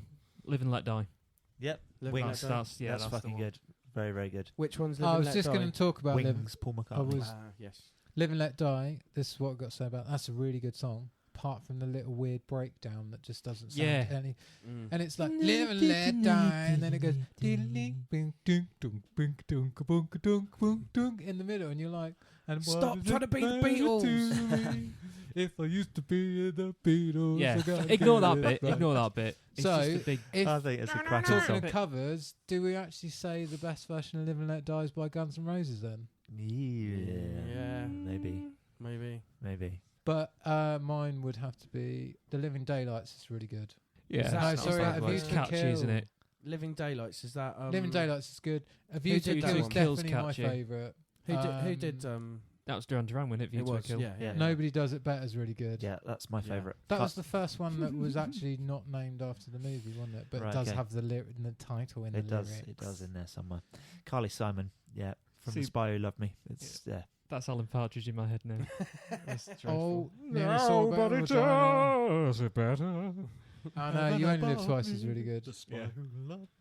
Oh, Yeah. and It's quite special an mention to, I interesting- think Skyfall was a good return to form. I thought it Skyfall sounds like an old Bond theme by where they Adele, all got a little yeah. bit off. I As do like the in- Garbage No. one as well. I always forget about the Which Garbage. one's The that? film was awful, but Which one's the garbage? the tune was great. Is it The World Is Not Enough? Yes. Yeah. The And- tune's World is wicked, not but enough. the film's awful trash. But, good theme tune. Tis. And I'd like the Last Shadow Puppets to do the new one. Last Shadow Puppets. What do they do? Matey from Arctic Monkeys and his mate, fuck's his name? Miles something. Oh, fuck's his name. And their first album, The Last Shadow Puppets, is like really Bondy all the way through. And I just heard it and I went, yeah, they do a good one of that. Have you- Arctic Monkeys do a good cover of Diamonds Are Forever, don't they? I've not yeah, heard that. Yeah. Yeah. Have you heard Radiohead's theme that they did for Spectre that was never used? Did it make Yes, it onto the yeah. end credits? No, No, it's just never used. it's just never used. It's a good track. I'll link it below. It's worth a look. I really like the way that, I don't know if it's that way around or not, but Adele's sound from after she did the Bond theme seems to have sort of stuck with the loads of epic violins and stuff, and that's kind of shaped her sound from then on. Do you think? I think they all, everyone I that's dunno, done I think- other than the Bond theme tune performers and writers that have been picked because their sound fitted in the older films, all the more modern, sort of Roger Moore onwards, no matter who they are, they obviously always get the orchestra in. Yeah. And you do find that a lot of those bands after that, or musicians after they've done one of the themes, their music changes because they get They a get lot used of to them. A lot of them have never spent the time with an And they orchestra, go, so I want that yeah, forevermore. yeah. Like once they've worked with an orchestra, it's like, oh, Roger okay, Moore. this is very nice. Oh, do you think secretly then Muse were working on a theme tune for an unreleased Flash Gordon follow-up, and that's why they turned into Queen overnight? Maybe. That'll Or be as it. I call them, shit. I don't mean Queen of shit. I just mean Muse got a bit shit, didn't they? Yeah, after the first album. One thing I will say though, right, is Carly Simon, despite Nobody Does It Better being my favourite song, my favourite intro has got to be The Writings on the Wall from Spectre, Sam Smith's song. That whole opening with all the beautiful symmetrical stuff going on the screen, I was just transfixed. I haven't It's actually amazing. seen that Bond. It's good. You should go and check it out. It's a good movie. Yeah, Really enjoyed it. I don't like the continuation story thing. No? No. It just. He's getting pissed off for being James Bond, isn't he, apparently? Well, Daniel I've Craig. always liked the idea that every single James Bond, so Roger Moore's James Bond, James Bond is as much a code name as 007. Yep. He is that James Bond. When his James Bond finally gets taken out or fails or whatever, they move on to the next guy. With the Daniel Craig ones, I liked Casino Royale, didn't like Quantum of Solace, liked Skyfall, but in Skyfall they started doing this whole Casino Royale kind of made sense to have that sort of storyline in it of why this particular Bond ends up becoming the way he is, love story, blah blah blah. Whereas from then on they're trying to make it like he's got relatives and He's got all that, and it's like it takes away from the mystery of this guy having nothing, and you don't need to know It's all like this giving stuff. a character a backstory that you don't want to have a backstory. Yeah, he doesn't need one. Yeah, He's a secret agent. Like the Joker. Yeah, Like yeah, exactly. Anakin Skywalker. Yeah. Yeah. Like, you don't need to do it. Like, just do a film about this guy called James Bond 007 that's been brought in and chucked out to do horrendous shit to save the world. Yeah, actually, that's touched upon in other spy films and series. That the lead character is as involved they are with their own crazy world. They can't afford to have their own private world. It doesn't exist. No. They can't too have much that. of a risk. Yeah, it's too much of a risk, and they just cannot do that. Which is why the misogyny suddenly makes a bit more sense. Yeah, exactly. as well. Which makes it more tragic. Gives it a little tragic edge That's to it. why the first Jack Reacher is so good and the second one's so bad, because the first one you walk into his story as much as he walks into your living room, and then the second one it's like, let's have a load of backstory, and you're like, don't care, just be the equivalent of the Dr. David Banner just mooching around the country fucking people up. It makes sense with spy films and like action films, like the one with Matt Damon in Jason Bourne. Yeah, like the Bourne films. The point of those films is that it is about him not knowing who he is, and he's trying to find out because it's been taken away from him. It's a technique that writers, it's a technique that writers use. Apparently, is that you don't give like loads of emphasis to backstory, or you don't flesh out your main character, so that the reader steps into that person and they live their life vicariously through that character. As they read the story. So Neil Gaiman's mentioned it recently in interviews that he's been doing about American Gods. So the main character in the book, you just don't know anything about him at all. You get a little bit about perhaps his family history, as far as genetics are concerned, but you don't actually know anything about him. No, you can just step into it and go with it. So, Daniel Craig, that's what I was saying. Daniel Craig's getting pissed off with being James Bond. He's contracted to do another one, apparently. But whether or not that's only takes him up to 5 anyway, doesn't it? Yeah. Does it? Yeah. Yeah, he's still not going to catch up with Roger Moore, is he? That was 7, wasn't it? Yeah. Well, I named them all. Oh, yeah, of course he did. And Sean Connery was 6. So Roger Moore had the longest run as Bond then? Yes. Yeah. By 1. Yeah. Who's going to be? Go on. I was just going to say, what's everybody's favourite Bond? And then after that, maybe we should cover what's everybody else's Who would you like favourite to see as Bond? Well, that and what everybody else's sub-genre type of thing. So what's other come after? Favourite, what's come after, or was around about the same time, or anything you'd like to have seen develop more, or you think needs an honourable mention to the spy genre? Cool. What do you think? Who's first? Go on, Adam. Go on, who's your favourite Bond? My favourite Bond, it's difficult. I think for the comedy side of stuff and the general, like, this is Bond, it's got to be either Roger Moore or elements of Sean Connery, because they both had the humour that the other guys just couldn't get right.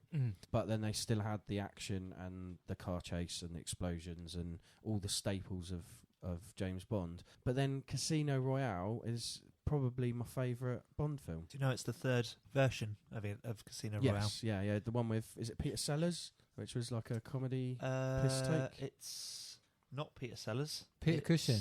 It's not. He may have It been is in Peter it. Cushing. Is it? Seriously? Yeah, I'm sure it's Peter He may have Cushing. been in it. Wasn't but it a TV? wasn't Was it a it? TV film? Wasn't it? Have Wasn't I got it the name actual? wrong? It was a comedian. They did a. It was a comedy version of it. You're right. Yeah. Let me find it. It was the guy who played Pink Panther or Oh, the it is Peter detective. Sellers, Yeah, Peter Sellers. Peter Sellers. He was in it, but he wasn't James Bond. Oh, I thought he was James Bond in it. I haven't watched it for years, but yeah, that I think that's the thing. Like Casino Royale with Daniel Craig is probably my favourite Bond film, just because it gives you the reason why he's going to be an arsehole without going too far into his backstory, because it's all part of that initial story in that film.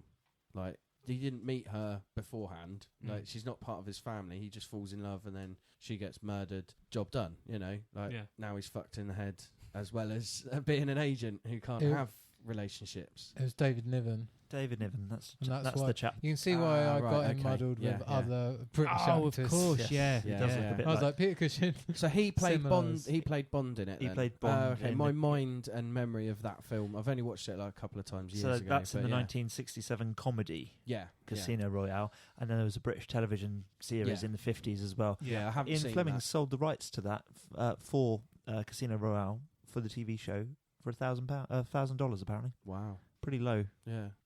Anyway, what were you saying? I think it's probably Roger Moore. I think my favourite like Bond films that are old school Bond films are Roger Moore ones, but then my favourite like Bond film overall is the modern Casino Royale. Right. I every part of it's just quite nicely done.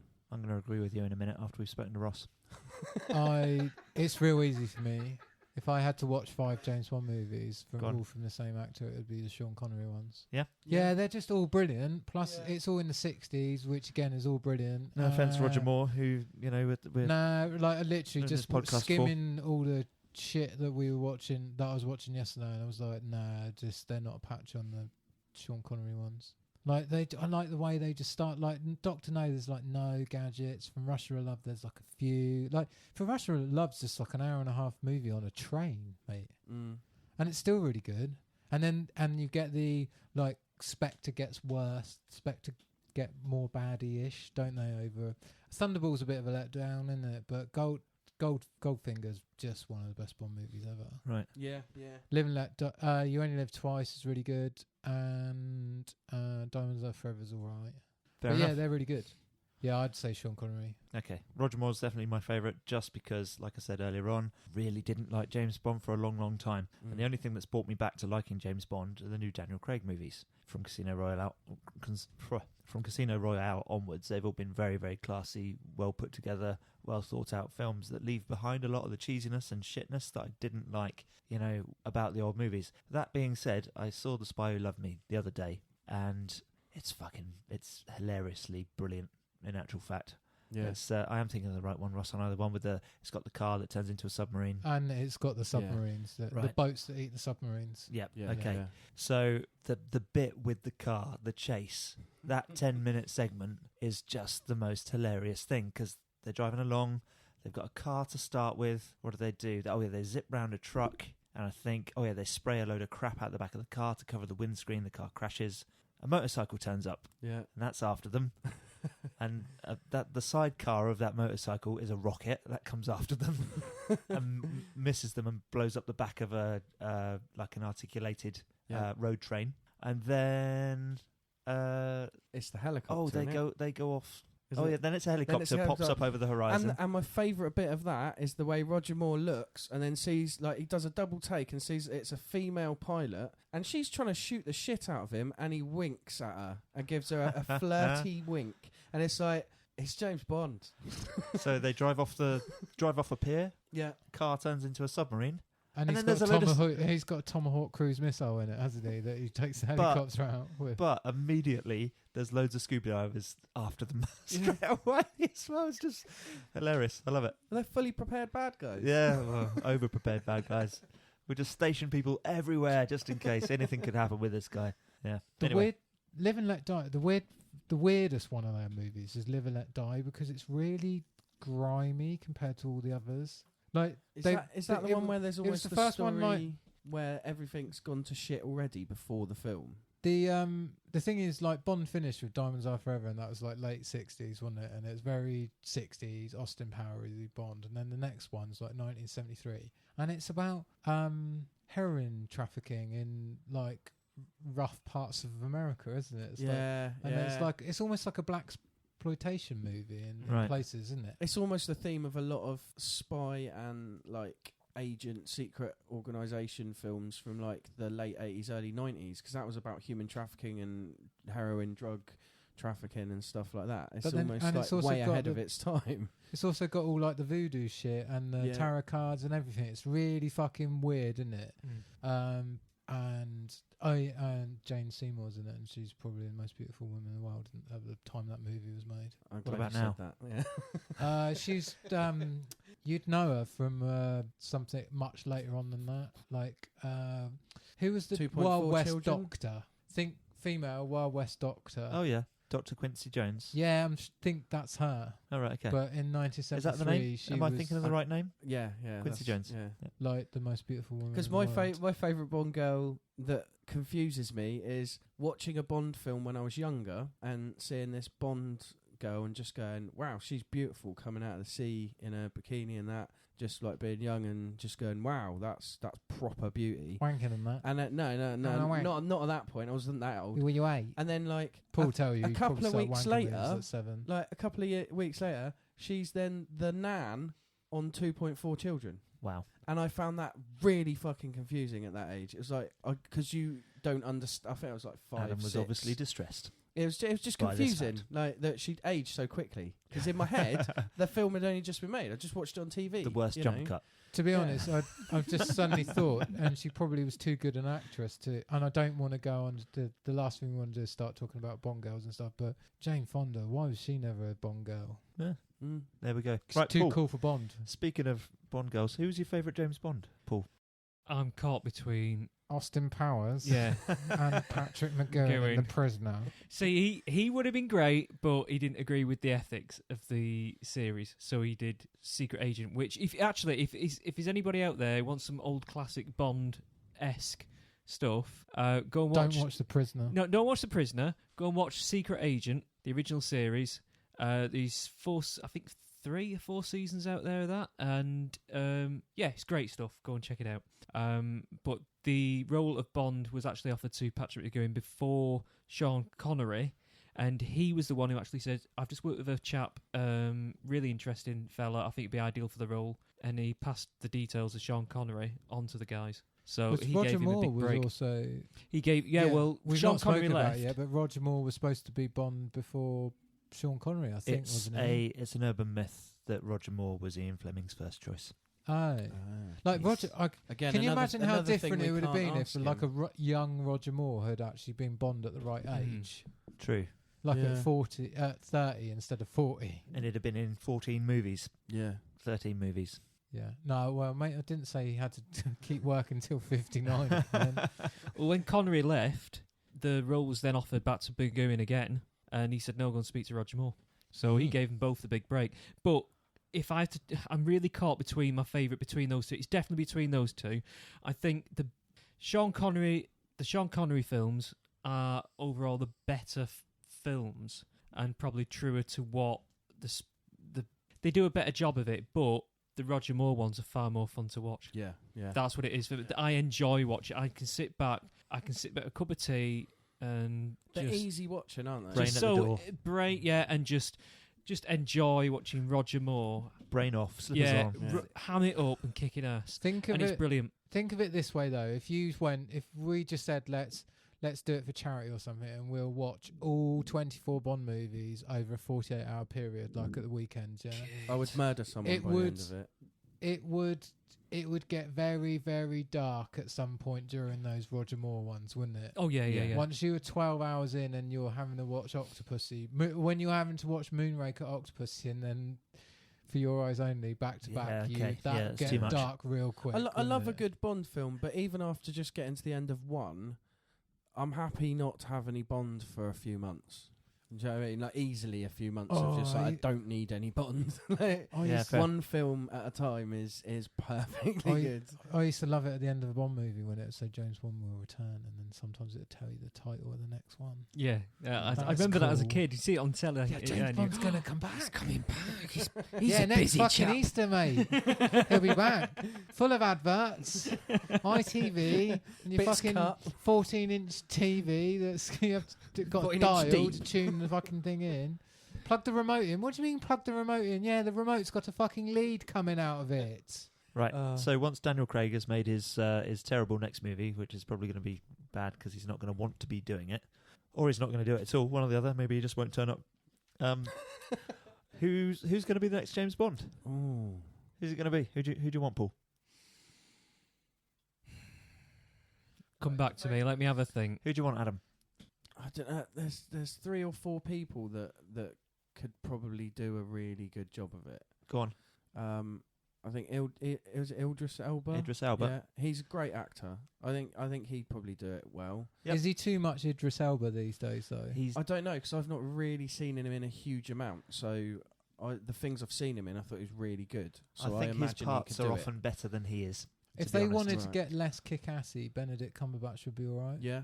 Oh, okay. Because Yeah. I watched Yeah. Doctor Strange the other day and thought he was cool in that. Yeah. And it's a he's a really film. good actor. Yeah, isn't he? yeah. He'd be, yeah. He's an actor, yes. Um, Ian McKellen probably be a good James Bond.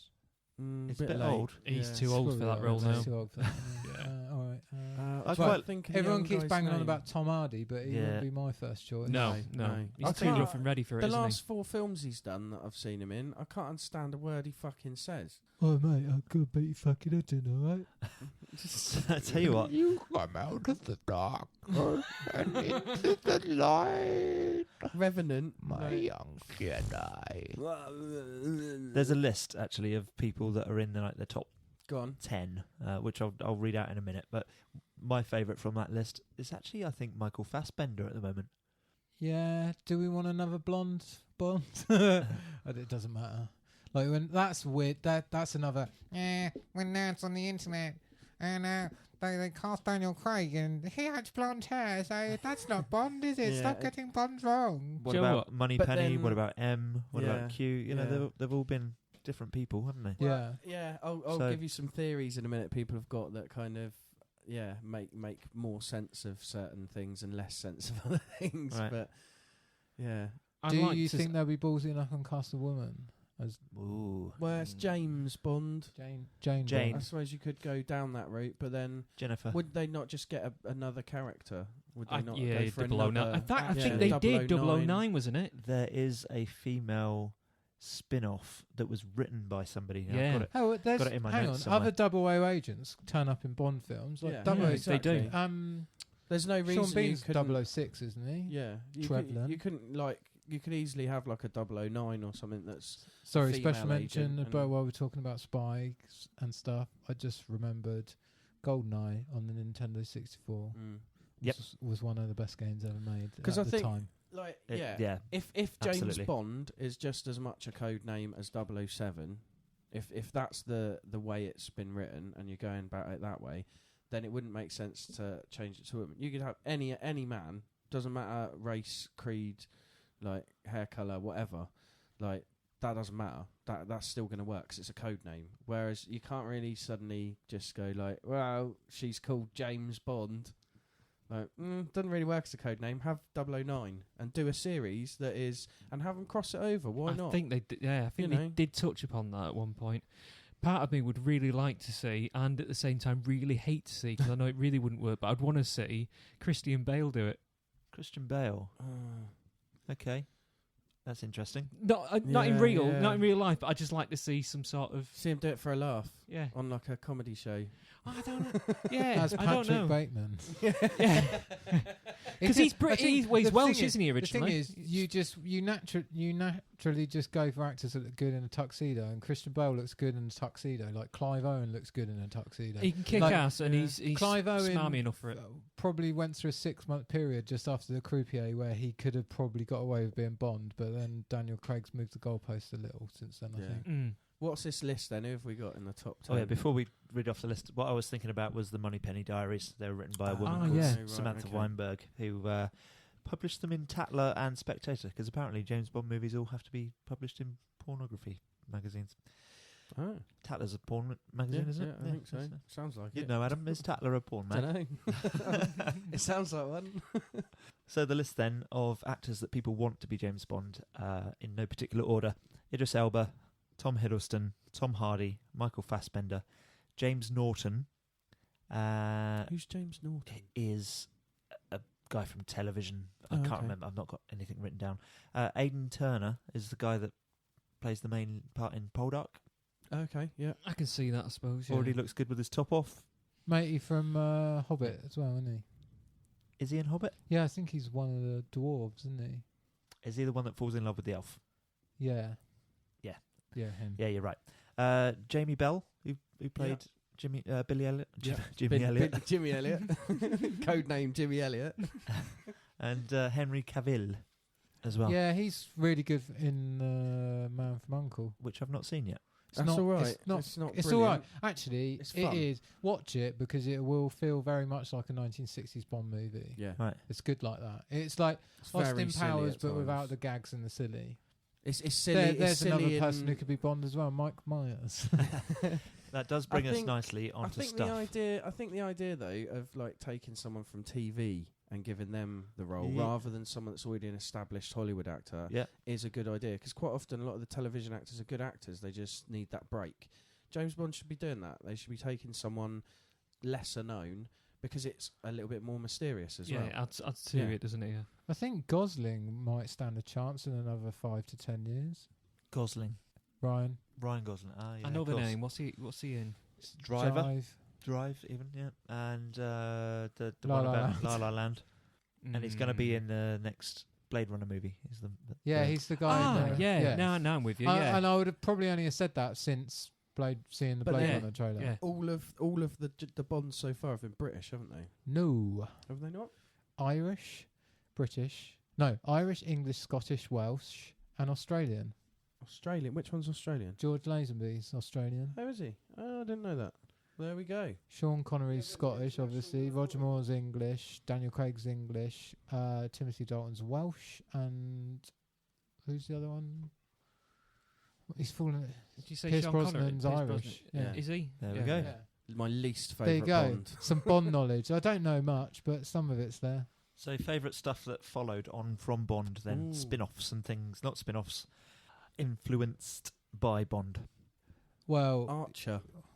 Archer's my favourite. Yeah, Archer's brilliant. Archer's It's genius. phenomenal. Have you seen it, Ross? Did you say no no, earlier on? I've heard. Like Rick and People keep saying Morty, I should watch it. The continuity is brilliant throughout that, and it's so fucking funny. It's and all- such a perfect satire of Bond and spy stuff in general. It's brilliant.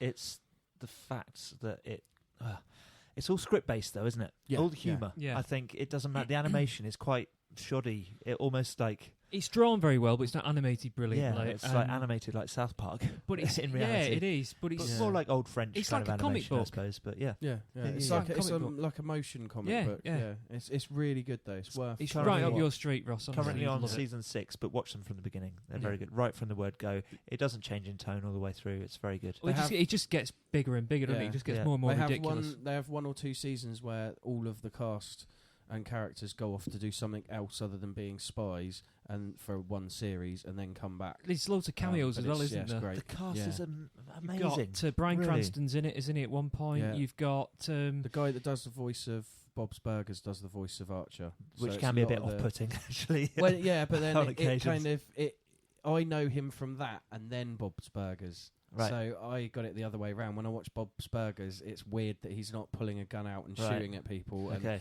like, yeah, it's weird. Doesn't- But yeah, Christian Slater play himself Yes, as he well in does. it, but he's also a government spy. Yeah, true.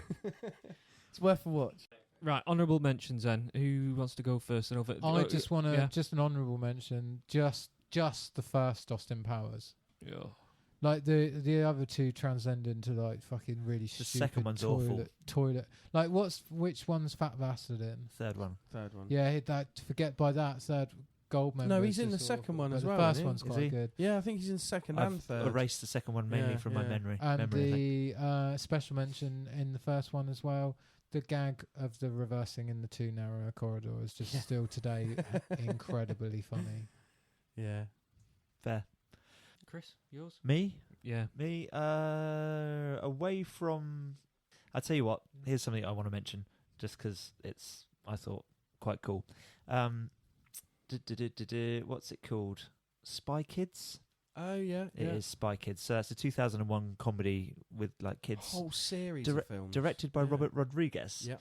Right, and Danny Trejo plays their uncle, whose codename is Machete. Yes. Machete is an adult character in the film Machete by Robert Rodriguez. It's Yeah. a fucking connected universe. I love it. Brilliant. Is Machete And Stallone is the main bad guy in one of the later Spy Kids films, which Right. is absolutely amazing. The people that come into those films, those Spy Kids films, and the ridiculous things they do for kids to have basically their own sort of James Bond thing with a family theme in it. Yep. Is brilliant. You know, they're not great films, but they're funny. You know, they are what they are. But the cameos are just brilliant. Like really well done. I've not seen them, but yeah, I just wanted to mention it. But Johnny English, I think, is my favourite sort of spoofy yeah, comedy. yeah. I've only just seen them recently. Based on a bank advert. Really? Yeah, Oh, okay. they were the Barclays. They were, weren't they? Yeah. Okay, yeah. That's where that came from. Like, it obviously a Mickey take a James Bond, but were adverts, and it was like they're actually very good. Yeah, they're right. really well constructed, and they are equally as silly as a James Bond movie. But just generally they're quite funny. The humour in them is very good. Very Rowan Atkinson. My favourite, I'd like to go on a dark angle, so I'm going to go back as well. So I've already mentioned Secret Agent, which was also known as Danger Man. Definitely worth a watch. I'd also recommend the Harry Palmer series, which was Michael Caine. Yeah.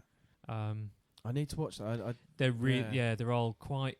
It's all really dark, but the darkest of a lot, and all the performances in Callan are fantastic. But Edward Woodward as Callan, who he works for MI5 reluctantly. He's desperate to get out, and they won't let him out, and it just gets incredibly dark. There's one, I won't spoil it for anybody, but the opening scene to one of the seasons is he's just survived a really nasty attack.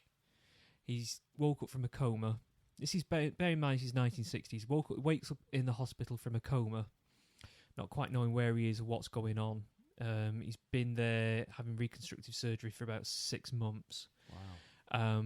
And he hears a knock at the door, and he hears a familiar voice. Doesn't know if he can trust them, so he gets up, out of bed, walks over to the sink, picks up a bar of soap, places a razor blade in it, holds it behind his back. Come in, mate. Yeah, see ya. How you doing? And he waits to see what the reaction is, see if he needs to cut their throat or not. And that's all in the first 1.5 minutes. Wow. And that's how dark this series is. Wow. Amazing. It's mostly all black and white, apart from season 2 and 3. Or 3 and 4, sorry. They're all colour. Incredibly dark. And I'd recommend them to anybody. They're just it's just suck you right in, and they're just so dark. Cool. That's all of us, isn't it? Yeah. Right. Honourable mention, I reckon, is Kingsman. Cause, yeah. It's quite funny, apart from the obvious bad chaviness. gag at the end. Yeah. There we go. And one of the... I've got go on. some random like theories here. Oh, yeah, theories. I'll just chuck these in quick. I won't go into too much detail with any of them.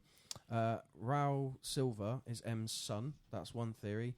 Javier Bardem's character in Skyfall could possibly be M's like child. So that's an interesting direction. I don't know how the link is. I haven't fully read into that or researched that. Nobody cares. We've already mentioned the James Bond possibly being Ian Fleming, because people don't know much of his actual history, or it could be someone his. Could be. It might be more autobiographical than we actually know. You'll never know, because those lines are marked out with black ink. Sherlock, in the new TV series, as in Sherlock, is actually an MI6 agent. That's a theory that's going around. Okay, I quite like that. Get behind that. You know, and it could work Again, in doesn't matter. the realms of that show. there is talk of a shared universe, actually. Yeah. Oh, fuck off right now! Seriously. No. They're talking I about. can get behind that. That's good. I like that. They're talking I'm about. going to take my headphones off. They're talking about doing it in the future with the movies, like bringing Mission Impossible and James Bond together in a film, which is fair enough, because Ian Fleming kind of created both. So the next one is Sean Connery is actually Daniel Craig's father. Right. There is a gravestone in Skyfall that has Andrew Bond written on it, but it doesn't have a middle name. Right. So if James Bond isn't a code name, then there's the possible idea that Sean Connery's James Bond is actually Daniel Craig's father. Right. So it's like that a works. link back. Yeah. I don't like it. I personally think that the code name thing is the way to go, really. But John Mason is James Bond. So The Rock, Sean Connery's character, he's a British agent, and he talks about MI6 and MI5 and stuff. And he's looking for a microfilm. The last film with Sean Connery had something to do with microfilms in. So there's the possibility that he's basically been locked up because he didn't do what he was told to do in his last mission.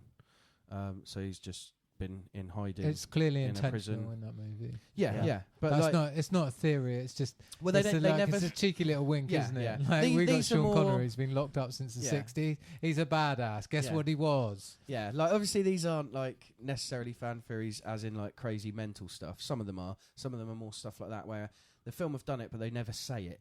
Do you know what I Like mean? when he says, Like, personally, I think you're a fucking idiot. I can't Yeah. do Scottish Yeah. accent. I love that one though. Like that's the only reason I like The Rock, because of that idea.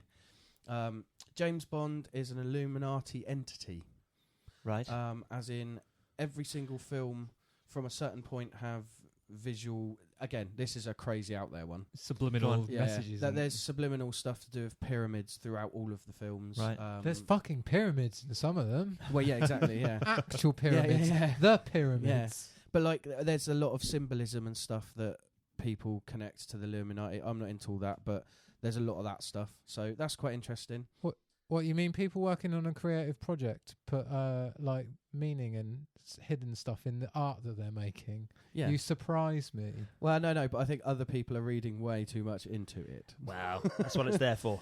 Yeah. It's there to be read into but way too much. Fucking nerds. My favourite, which is pretty out there, and again, I need to properly read it, but I'll leave it to annoy Ross. James Bond is a Time Lord. Yes. Uh, That's amazing. I love it. totally absurd, but there are like explanations on this website of the fans out there what they believe. Hang and on. why Is there they a think blue it phone is. box in the Hang, back? hang on. Let me stop you right there. Let's check James that. Bond is too good to be anything to do with Doctor Who. That'd be great, though, wouldn't it? That explains Well, the changing face. Exactly, and yeah, stuff, yeah. This is why people are saying it. It's British. That's cool, It's I got like the that. changing face instead of sonic screwdrivers. Inspector You've got Space-Time. gadgets, you Yeah. know. And then there's also like links between the films, like the Cold War films. M says stuff to Bond about certain aspects, and then later on in the Daniel Craig film, she refers back to "I miss the Cold War days." Right. So she was in. She calls Pierce Brosnan a relic of the Cold Yeah, War. yeah. in So, Goldeneye. like, Okay. Then you got a new Bond, but she's still playing the same character. So there's weird links back to it, and it's like, is it M's a purposeful? Time Lord as well then. Yeah, yeah. And Moneypenny. Is and it Felix purposeful? Leiter. Is it for a laugh? Felix by Leiter people changes working on the race. So does Moneypenny. No, I thought Moneypenny's just the same like white lady. She's black lady in the I was gonna most say. recent ones. Yeah. Oh yeah, she is. Yeah, And she M- was Moneypenny she was in changes Doctor Who, race. wasn't she? Wasn't she one of the? yeah. It's all the shared Yeah, universe, mate. That's it. People run out of There we go. ideas. Star That's the Wars one. came out and it's gone downhill ever since. Right, I want to do this little anecdote. I want to do this little anecdote before we finish, just to honour Sir Roger Moore, and cap this off at least with a story about him. So there's this amazing anecdote from this guy. His name's Mark Haynes, and he's an English chap. When he was 7 years old, he was at an airport with his granddad, and they spotted Roger Moore across the foyer, and he said to his granddad, "Look, it's James Bond." And his granddad said, "Go on, get his autograph." So he did. Ran up to him, said, "Roger Moore, can I have your autograph?" And came back to his granddad confused because it said Roger Moore and not James Bond. So he said this to his granddad, and his granddad went back over to him and said, he's a bit confused as to why it says Roger Moore and not James Bond. And Roger Moore's response was, "Well, you know I'm James Bond. I know I'm James Bond, but Blofeld's agents could be anywhere in here." And the little kid went, "Fuck me, I'm in the world of James Bond. This is amazing." And went off and lived his life. And sometime later, like 20 years or something later on, they were both at an event, just completely by chance, this guy and Roger Moore. And he went up to Roger Moore and said to him, "Look, mate, you're not going to remember this, but like 20 years ago, we were at an airport and you gave me your autograph." And they had a conversation about it, and Roger Moore said, "Yeah, don't really remember, but off you go." And they went their separate ways. And as this guy, Mark Haynes, was leaving the event, Roger Moore met him like in the car park, and he said to him, "You know what? I do remember meeting you in that airport, but Blofeld's agents are everywhere." Which I think is just that That's makes him a cool. beautiful human being. Well, And- that's taking it to the same level as people like Robert Downey Jr. with his character and going and seeing kids and almost playing the secret part of the character, isn't it? Like, Yeah. doing that to that level in years Do it later. for the Talking fans. about the bit where he did the Tony Stark thing and gave the kid the arm. Yeah. That was just amazing. The kid Yeah. was like, And people like Roger Moore and stuff doing things like that and giving people those little memories and those little things is beautiful. Like Much better than Bill Murray nicking a chip and going, "No one will believe you." Yeah, true. I think the other thing with that, I quite like that. Though. Robert Downey Jr. one though, he's barely acting when he's Tony Stark. He's Tony Stark's Robert He's Downey just Jr. being isn't himself. it? So Yeah. he's just like, Same with Roger Moore, surely. yeah, To a yeah. degree. Yeah. But didn't Johnny Depp turn up at a primary school as well as What, as the pirate? the pirate? Yeah, I just don't know. randomly. Apparently some kid wrote a letter, and unannounced, he just turned up in character, Yeah. holding the letter. And so I'm spending the day with you. Probably pissed. Yeah. And he Real did it. good role He model. did it at Disneyland, didn't he? He got into costume and just went on the Pirates of the Caribbean. That's ride. brilliant. And he was just stood there going, "Hello, nice to meet you." Like, and then, But then that's the and thing. then everyone were like, "Oh my god, you really look like Johnny Depp," and he'd just wink at him and stuff. And he's like, "Maybe I'm Captain Jack." But then Sparrow." that's the thing. Like, there's no reason for any of those people to go out of their way to do that stuff. No, there isn't. Like, it And doesn't necessarily make them any more money. No, Do you know what God, I mean? no, Like, not at all. It's and for the love of for what they Roger do. Moore for- to then go and Ro- meet yeah. the guy in the car park as an adult and still do the same little thing he did when he was younger, that's rad. We should also mention the amount of charity work he did once he'd Oh, he finished does his a lot acting of work career. for Just, charity. oh no, but he did. He never. He didn't do a lot of work for charity. Don't talk about it. But he did, didn't he? And he didn't talk about it. And he just got on with it. And it was all. Yeah, a he's lot no, of, he's no Bono. No, he wasn't. He didn't preach about it. He No. just got on with it. And The event where he met this lad was like all these years later. That was a It charity was a event. charity yeah. event. Yeah. Yeah. So yeah, Roger Moore, bless you. You'll be You- sorely missed. Roger I Moore, reckon. you've made it now onto our wall of fame next to Bill Paxton You as have. people worth talking about after they've died on our podcast. They haven't died on our podcast. They weren't here. when How it very happened. honoured you must feel. I'm sure we'd drive someone to it at some point, but not just yet. No, we'll see what happens. Right. Let's start wrapping this up. Before we go, is there anything in the gaming world, Ross, this week? No, Interesting. E3's coming up. There's loads of stuff leaking, but let's Yeah. talk about it when it's done and dusted. So Once we know what's actually real and what's not just rumours. we'll come back to our usual format next week. We'll stick some gaming news in and some real world news in at the end of the show. So I think, if I'm not mistaken, though, we'll get next week's out of the way and then do an E3 special in 2 weeks' time, right? Yeah, that's probably right. Okay. And real world news, well, I think we'll just give you a headline and then you can look forwards to it next week. So next week we're going to be talking about massive alien structures, possibly drug pigeons, and robot preachers. So you can look forward to that all next week. I'm one of them. In the meantime, though, AlphaGo beat the fucking humans, didn't it? What? AlphaGo. Is this the chess playing? This is, well, finally. Oh, it's yeah. yeah. So it's a bloody computer designed to play the game Go, and it beat the human champion.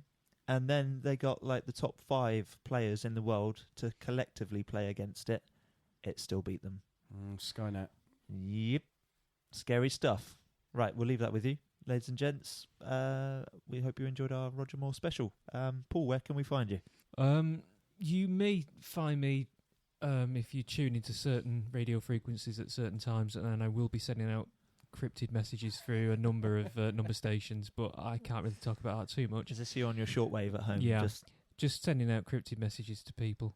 Is it powered by bicycle? It is. Yeah, well, it's clockwork, and I've got a little gadget but I can't talk about that gadget as well because technically it doesn't exist because of the alien technology. Right. I'm only half joking about the number stations, but anyway, you can also find me on. You can also find me on my little shop, Rocket Punch Collectibles. Do a little search and you'll find me there, and I'll always try and give anyone a big bargain if possible. So yeah, pop round. A bar of gin, did you say? Well, that as well. A bargain or a bottle of gin. Okay. Not a bar of gin. No. I'd quite like a bar of gin, I think. Adam. You can find me at my show Cow Speak that happens every so often at the Anchor and Cows. Ooh, on we've the got Isle a of big Wight. one this weekend. This week. haven't you? Yes, yeah. It's the 4th anniversary of the show.